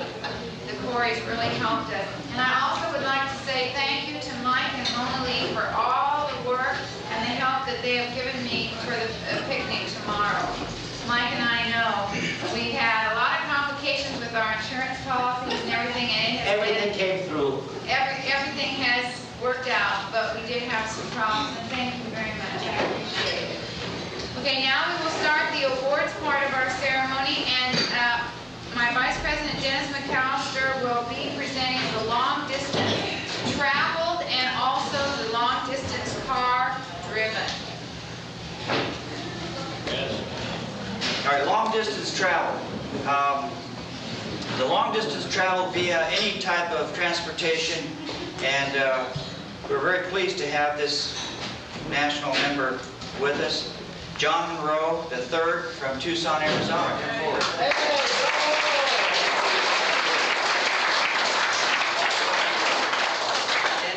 Stand over here. No, you stay there. I told you to stay. There you go. Okay, that's good. Great. All right, long distance driving a Nash to this car show goes to Steve and Karen Gregory, 1940 Nash Lafayette Coupe. Come on.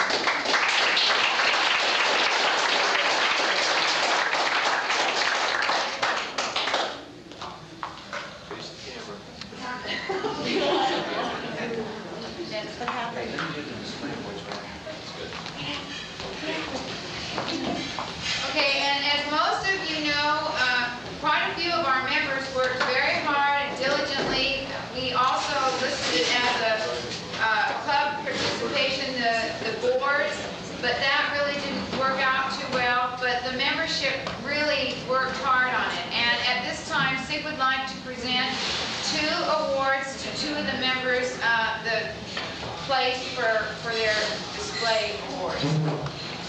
Okay, as you know, during the car show today, many of the members put together a story about their vehicle. And we want to present an award, and that would be a 2nd place and a 1st place to the 2 people that we thought came up with the best display. There were some great things out there: trophies, plaques, certificates, photographs, memorabilia from magazines and sales brochures and so on. I won't dwell on that any longer. But anyway, 2nd place goes to, and this, I thought this was really a neat thing, and I'm sure we'll be using it in the future. Bill Capshaw with that beautiful display of the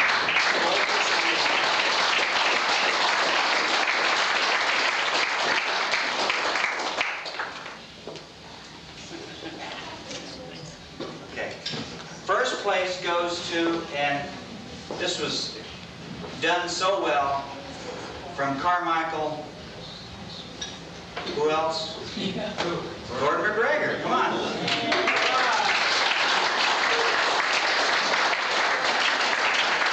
a beautiful display.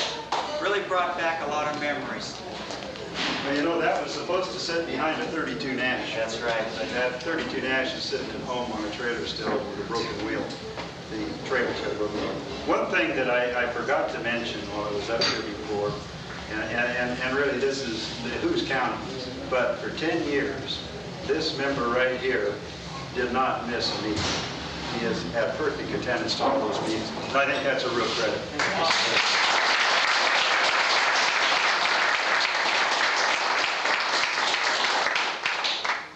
I enjoy it. Thank you.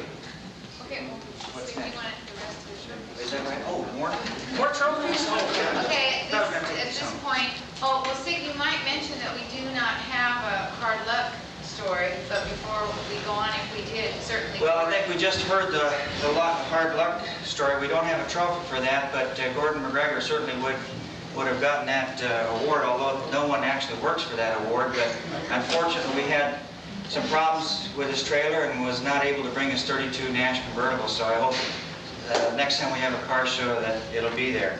All right, let's go on to the awards of the car show, and I would like to say thank you very much to the people that helped out in whatever capacity, and that is from putting cardboard pieces down under the cars to catch the oil and picking them up and helping park the cars and filling out the forms and so on. I really appreciate it, and I can't do it alone. It's just getting to be a real hard job, and I thank the Capshaws and the Walkers and the Coreys and so on, all of you for helping. And without you, the members, bringing a car, I mean, there would be no car show. So the car show, it all depends on all of you to bring those vehicles out. And each and every time you bring that vehicle out, you do one more thing to make it better, to make it prettier, to make it shiny. So let's keep at it. All right. Let's see, what's the first one? Okay, who's going to give them out? Betty, come on. All right, Class C. We had 4 cars that signed up for that. 2 didn't make it. And, well, okay. So we had 2 cars in there. We had a 1929 Nash and a 1932 Nash. The second place award goes to myself, Sig Roble, for our 32 Nash, which hasn't been out for a couple of years. And I'm sure you noticed the cobwebs. So anyway, there we go. So that's the second place there.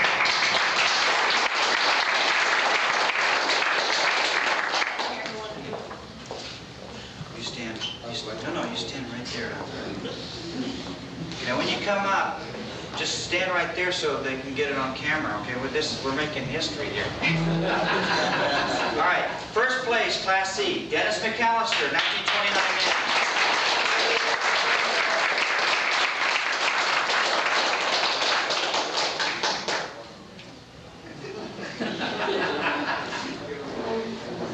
For our third place honorary mention, the third place award for the D class go to Ray and Wilma Wren for their 1940 Nash. Ray, Wilma?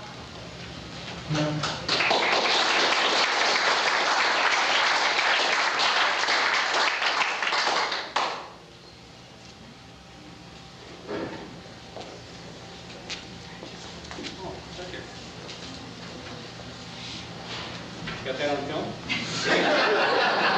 Okay, third place for that class. Oh, excuse me. How about this for?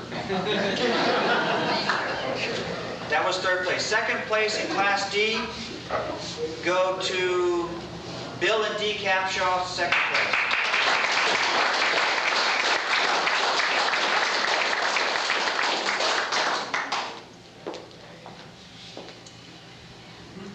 Class D, first place. The little coupe from Fresno. Steve Gordon.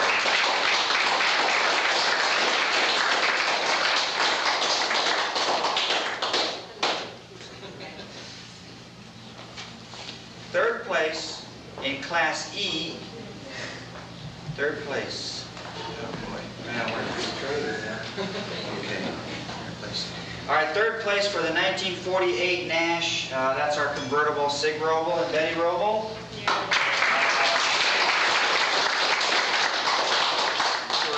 There are only 3 cars in there, so. Okay, second place, Class E, 1947 Nash owned by the Robles. 3 more 40s out. First place, Class E, Bill and Lila Walker.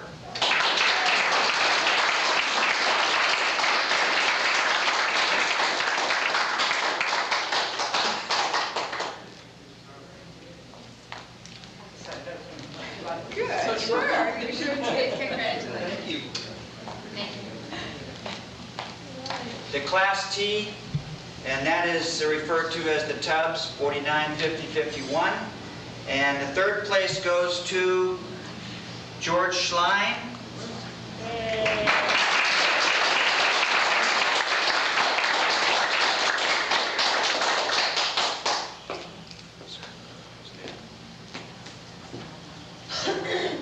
Thank you very much. May I make a statement? Certainly.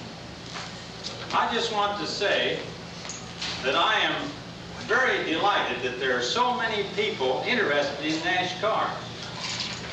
I've been a Nash owner for over 40 years, and as I say, it's great to see so many people interested in the car the same way I am, and even more so.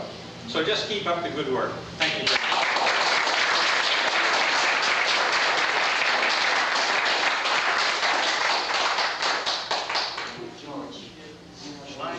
Second place, T-Class, Mike Fritz. Mike Fritz, 1951 Nash.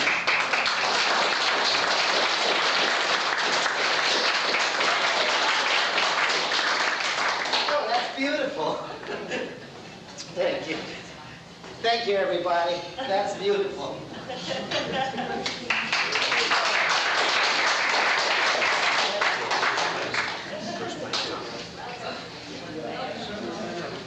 First place, Mike Samasini, 1951 Nash.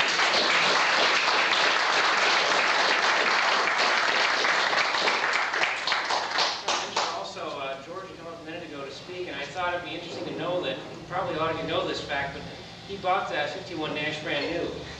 And he's actually one of the few owners, you know, they're still original owners. And he's also gained 27,000 miles on that car. So he's probably driven that further than anybody else. He also received an award for this thing last year. He did. He also bought a Ford Model V brand new, 1932, and he still has it. And so I think it's kind of he's a neat person to have.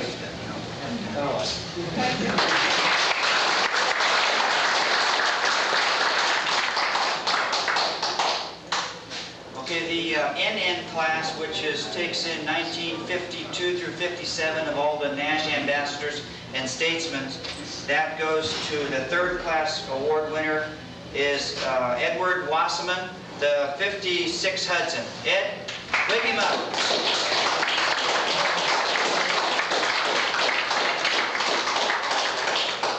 Here I am right in the middle of a very high-class order. Thank you.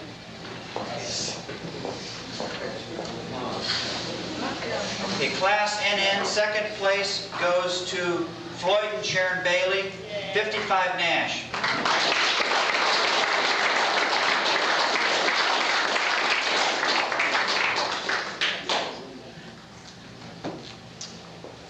Okay, first place in the NN class. And I think this is the first time it's been to our car show. Yes, that's the very first time. From Modesto, Phil and Luella Cruz.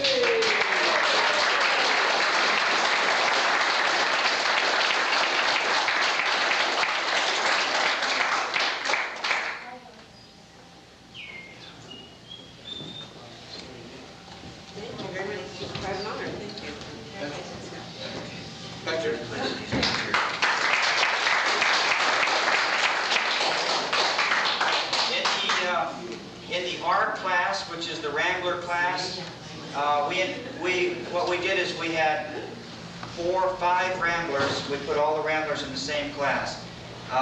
Lynn Clark, third place, honorary mention for the 56 Rambler. He's from Martinez. He's not here this evening. We'll mail it to him. Second place goes to Doug and Terry Galvin, R class from Sacramento.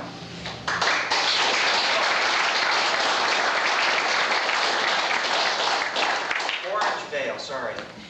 Welcome. Thank you. R class first place. Took a long time to restore this car. And all that work makes it worthwhile. Al Arfon.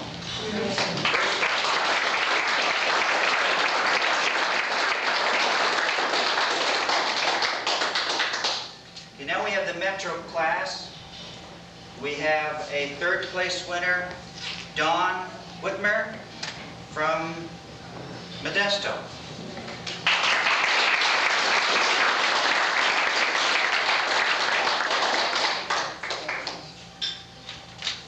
And the second place winner goes to Guy and Nancy Hoffman from San Carlos. So we'll have to get that to them. I think Trish Hausman will be over to pick some things up from us. So Guy and Nancy Hoffman.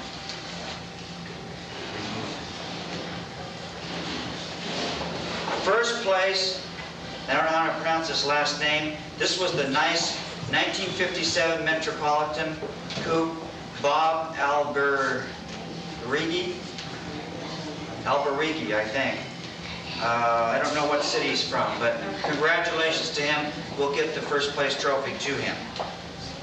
All right, the AMX and Javelin CACI class, the third place winner goes to the AMC Gary and Elda Zinman for their 70 AMX. All right, thank you. They're not here also. The Capshaws will take the awards and so on to the Zinmans, third place.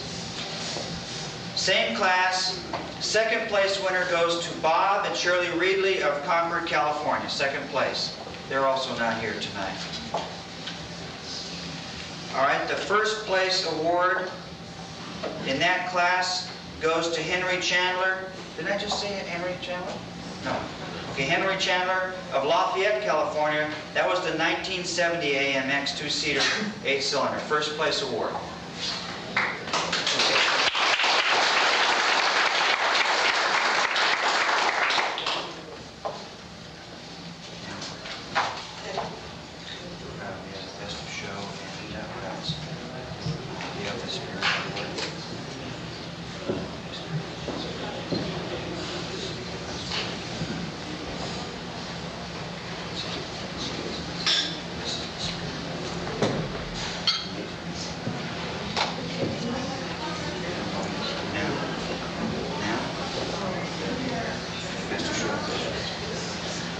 All right, here comes the biggie.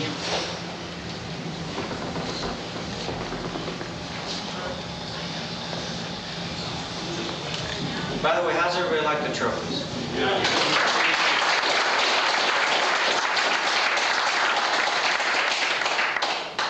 Cheap. I mean, really cheap. Only in price, but quality, great. Okay, Best of Show for the Alameda Car Show 1983 this year goes to Steve and Karen.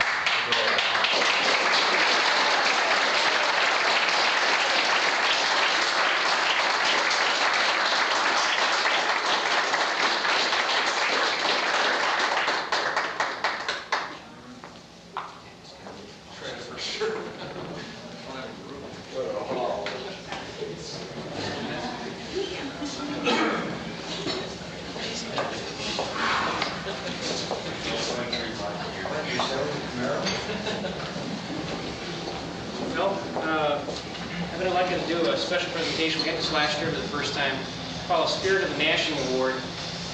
And as I mentioned last year, George Schlein won this honor. And this is kind of, as far as I understand, is based on sort of a feeling of who does this really, I guess, has the spirit of the whole thing, the whole idea of the meet. That we do this for every year, you know. And so at any rate, a couple of us got together actually that were, you can see is Gordon and I and Bill Capshaw. And we started to discuss this a little bit, and we were noticing a couple of cars that were there were apparently there at the original Charter Day meet about 10 years ago.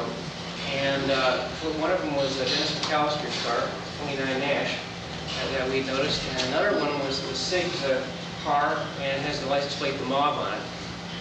So anyway, we were thinking that between these two cars, really that really represented a lot in terms of what this meet was really all about, which was the 10th anniversary. So we decided to get us some word to Sid Roble, because not only has he brought this car here, which wasn't the original meet 10 years ago, but on top of that, if it weren't for Sid, really, we wouldn't have had this meet.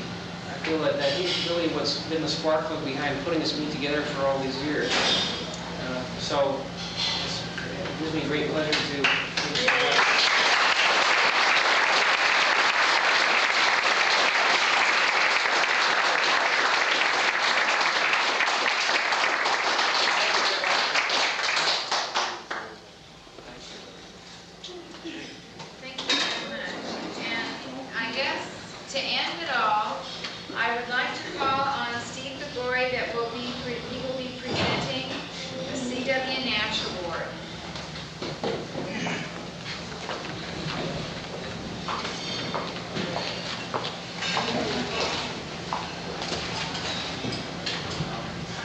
The reason I got elected for this is a couple of years ago, some of you guys gave it to me, and so I'm automatically the one that give it to the next guy. And the past winners we've had started out with 76 and 77 with Jim and Mike Paradiso for their work on the Ramblers and before the Metropolitan, but their work continues. If any of you guys ever stop by their shop, you'll see. And Gordon McGregor for his 20-year project, almost, on the 32 convertible. And then myself for a few hours of elbow grease on the Ajax that I no longer own, and the 40, I guess. This year, it was a pretty tough choice for who was going to take it home with them. The board members got together and voted and talked about it. Some of the guys that were nominated were Dennis McAllister and Al Arnolfo and Mike Zampasini and Floyd Bailey.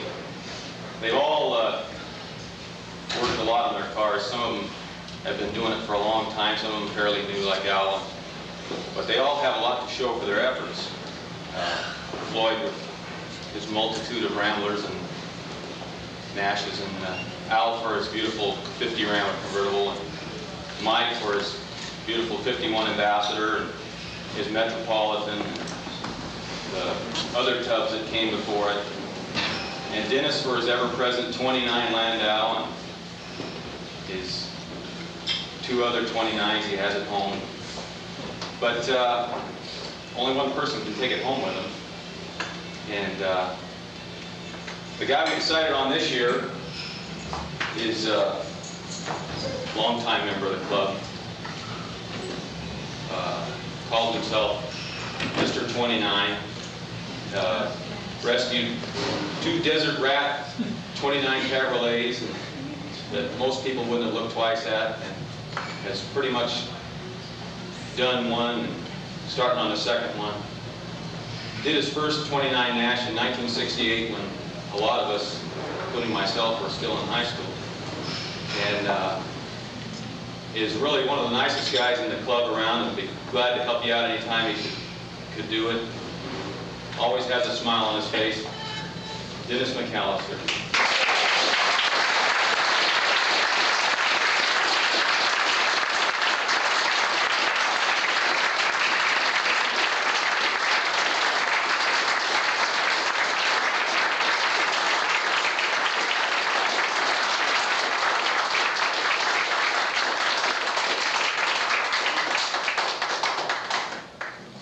This is the one that Dennis takes home to keep. Not this one, but the one just like it with his own name tag on it.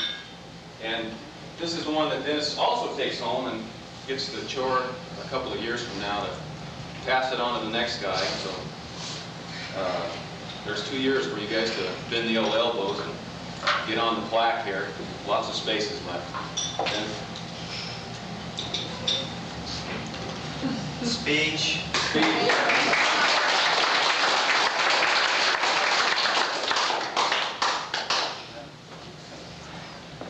Thank you. This is an easy award to win, really. All you do is just wait for all the good people to get it. I've got a few people ahead of me here. They did a lot of work. Just thank you.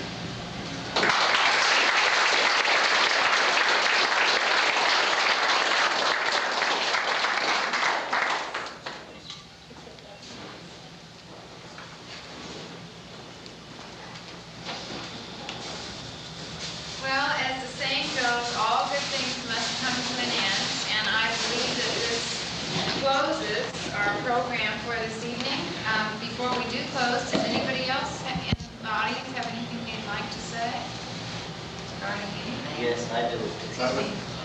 Okay, Gordon? I would just like to say, hey, that job well done to the crew. Super. Great.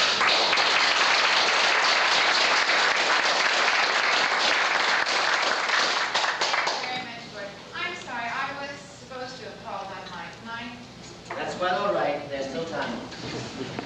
This is a 10-year anniversary.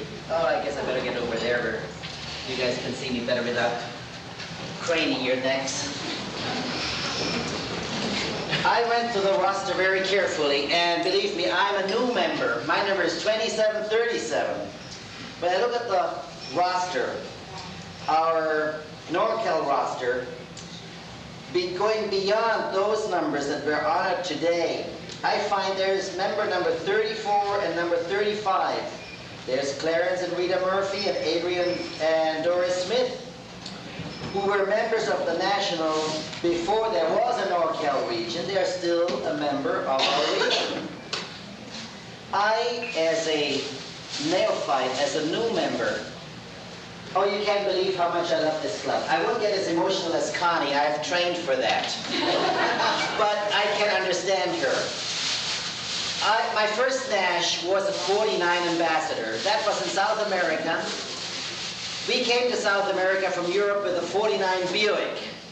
We lost that Buick because of customs. There was some crazy thing, and customs took it from us. We bid on it, we got it back, but had to sell it in order to pay the customs on it. Okay. After that, we were degraded to a 1940 Willys. Now, I won't talk about the Willys, but I would like to find one, okay? But then we were looking for a better car where we didn't have to number our bones to be able to reassemble ourselves at the end of a trip. And finally, lo and behold, somebody offered, no less than the French consul of Concepcion, which is the second largest city in Chile, offered to trade our Willys. No, sorry, not the Willys. We had traded to a British Jowett Javelin. That was another story altogether. Hydraulic brakes in the rear and wire brakes up front. Never buy that car. And they were willing to trade that for, lo and behold, a 49 Nash Ambassador.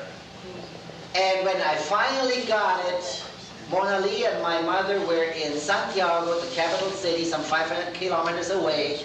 I cabled to them, Nashito has come home. I didn't know what I was in for. They only traded it because they couldn't repair it. It was a great car, but we found out that if you wanted to get onto a bridge, you had to do it obliquely if you hit the bridge. The expansion rails with both wheels, you would go across the bridge like this. That was not so good if you were coming at 50 miles an hour. Also, it had this, overdrive, and the bridge that goes across on the bottom where your shift goes down and then moves the lever in order to come back into the transmission. Well, that was always stretching, so every 500 miles you couldn't shift anymore because the thing would go, Well, finally I found a way to cure it. Because one day I met a salesman who used to be a Nash salesman. He was a tourist in Chile, and he said, "It's your shocks, man." Well, I changed the shocks. I believed him. The shocks didn't do a thing. I found out that if I put a steering gear, the whole steering column in, from a 49 Mercury, just shortening the front end of the warm drive a little bit, it would fit. That took care of the steering. The clutch, I took care of by buying an old tire and cutting a piece of the tire, the canvas part and the rubber, and putting that between the engine and that bridge, it worked fine. From then on, we had an A1 Nash. The only thing, the wiring was getting a little bit brittle, so when we finally left the country, I wanted to sell it. We had to leave a whole lot of other things, but I wanted to turn that into money. So I said, okay, I'll do a nice little thing. And I wrapped every wire with blue electrician's tape. It looked neat. And I offered the technician, the mechanic of the shop who bought it, it was the Nash dealership, if he had any problem with it, just let me know, I'll fix it. Well, he called 2 days later, said, the thing caught fire. I said, you called too late. Anyway, that was our first Nash. Since then, when we came to this country in '64, you know, I don't have time. I work till 3 in the morning. I love old cars. I said, I want to have something that I know. I want a Nash. So when I finally bought that 51 Nash, I said, well, this is it. I know this car. I can work with this car. I can enjoy this car. And then I became a member of the Nash Car Club. So I joined in 79. No, 49 was the first one. I joined in 79, and that was just before Santa Clara. And this year, well, you all have heard about the term Nash Nut. You even have seen national sales material that says Nash Nut. Well, in person, here is one. This year, first we had decided to go to Park City. Then we decided, no, we do something really crazy. Or rather, I proposed it and one of these supported me. I said, we'll drive to Kenosha. Now, I won't talk about that trip because that would be an entire evening-filling account. All I want to say about this is, I had never known the people of the national Nash. I had only known the people of the NorCal. But I want all of you to know this. I have never in my life, and I've just completed the first half century successfully, never in my life have I met so many friends, really friends, in such a short time as I did in Clinton and in Kenosha. Those people are great. And Roger, you should be proud of your wife for being a national officer, because she's part of that group back there that is so great. I really must say, I love Nashes above all. I love NorCal, and now in addition to that, I love the National Nash Club of America. Like I don't think I love any other thing to do with cars, and believe me, I have brand X's coming out my sleeves. As a matter of fact, who has a barn to rent? Because parking in San Francisco at $90 a piece per month is awfully expensive. So all I want to say is I am very, very privileged as a new member to be part of this 10th anniversary. And I want to give thanks to those members who started this whole thing that we can be a part of tonight. And that's all I have to say.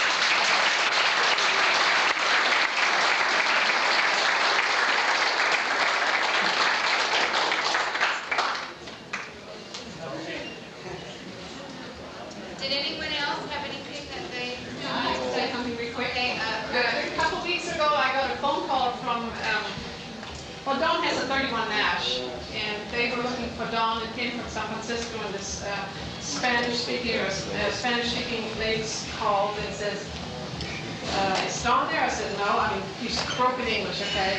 And it turned out that she was the sister of our member our national Nash member in Colombia. And if you remember, they came to visit us about a year ago.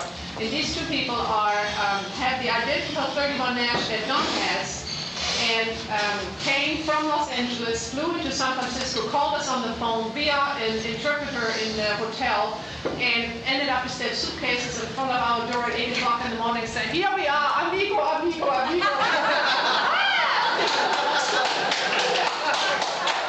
2 years ago, and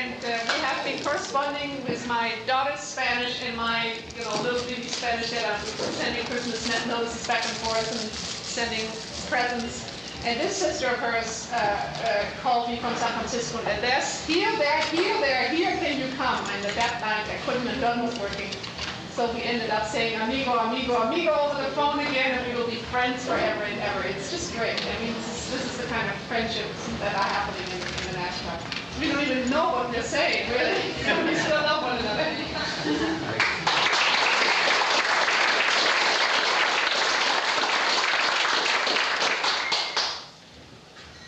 Anyone else have anything they would like to say? Well, before we close and we leave, again, as I quickly look around the room, I would like to especially say thank you to Bob and Betty Wenger for joining us this evening. It was really our pleasure having you, and thank you for coming. It's nice to see Barbara and Wally with their new one. We haven't seen them for a while. Looking forward to seeing more of you. I would like to say thank you to Phil and Joanne Parent that traveled all the way from Los Angeles. I think that's great in their motorhome. And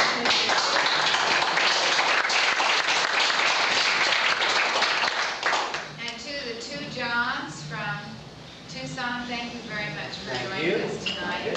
And to our metropolitan people from Modesto, thank you very much for joining us. And our Rancho people from Sacramento, thank you.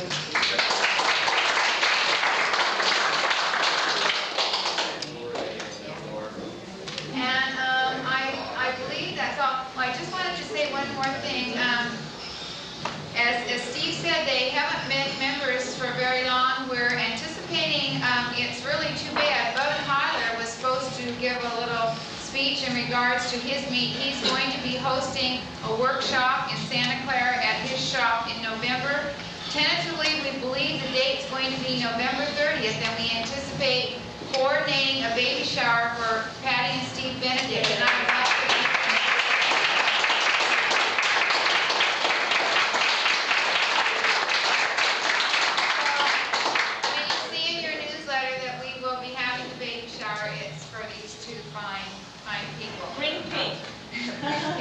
and Christine said bring pink. Mike just asked me, I don't know if it has been mentioned, but it was in the flyer. We're meeting tomorrow at 10 o'clock. We will be waiting until 10:30, but because of traffic problems and everything, we have to get to San Francisco tomorrow at the Alameda First National Bank on Santa Clara. Again, most all of you have our phone number. Anybody who's confused or something, just give us a call. We'll be there probably until 9:30. So, again, thank you all very much for coming, for participating, and for the swap meet, the car show today, the picnic tomorrow, and the banquet tonight. Thank you again.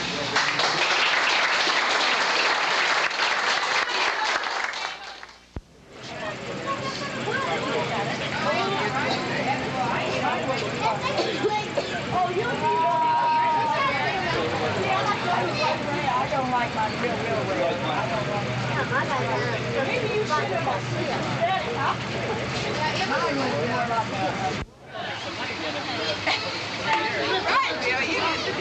People, look over there. Look over there. Isn't that nice? Yeah. He goes, "Oh, look at that neat car." He says, "Isn't that lovely?" And I was like, "Yeah, I think it is. Isn't that him?" Yeah, that's him. That's him. I didn't know when I parked there one day, so when I recognized it,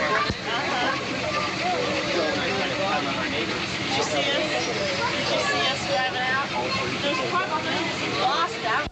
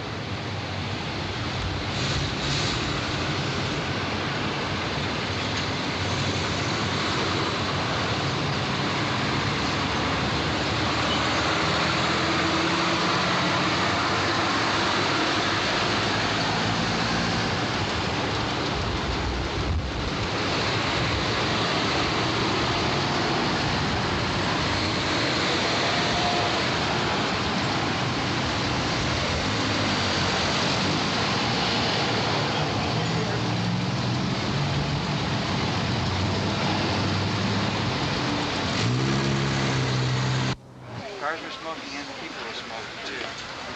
And I can't think of anybody that's still smoking out of that bunch except I think Dennis. Dennis is the only one that's still smoking. Dennis, throw your cigarettes away. Yeah. You should have mentioned that last night. I just for a very short time.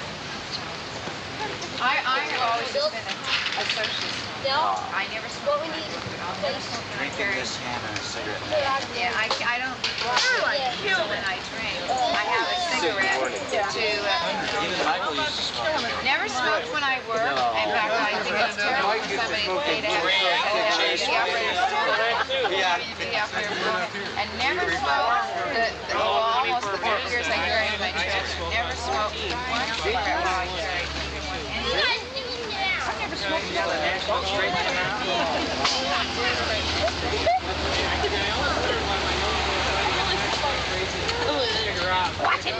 Hi, Mom. And you're supposed to speak up to him. On behalf of the NorCal region, we would like to welcome all of you to our 10th anniversary that we're celebrating here in Sigmund Stern Grove, where we met 10 years ago on August the 25th, 1973. For all of our members, and we would like to thank Mike and Mona Lee Fritz for the accommodations and all their help in preparing this. And now, at this time, we will toast the NorCal region. Hey! Hey! Yeah, do some Gene babbling. Congratulations, 10 years. Where Mike wasn't even here.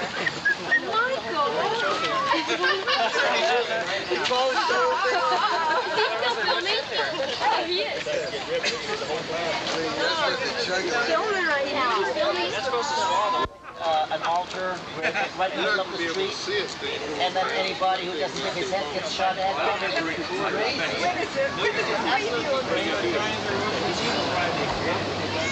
Well, the Chileans are too, all South Americans are, but they don't erect an altar in the middle of the street.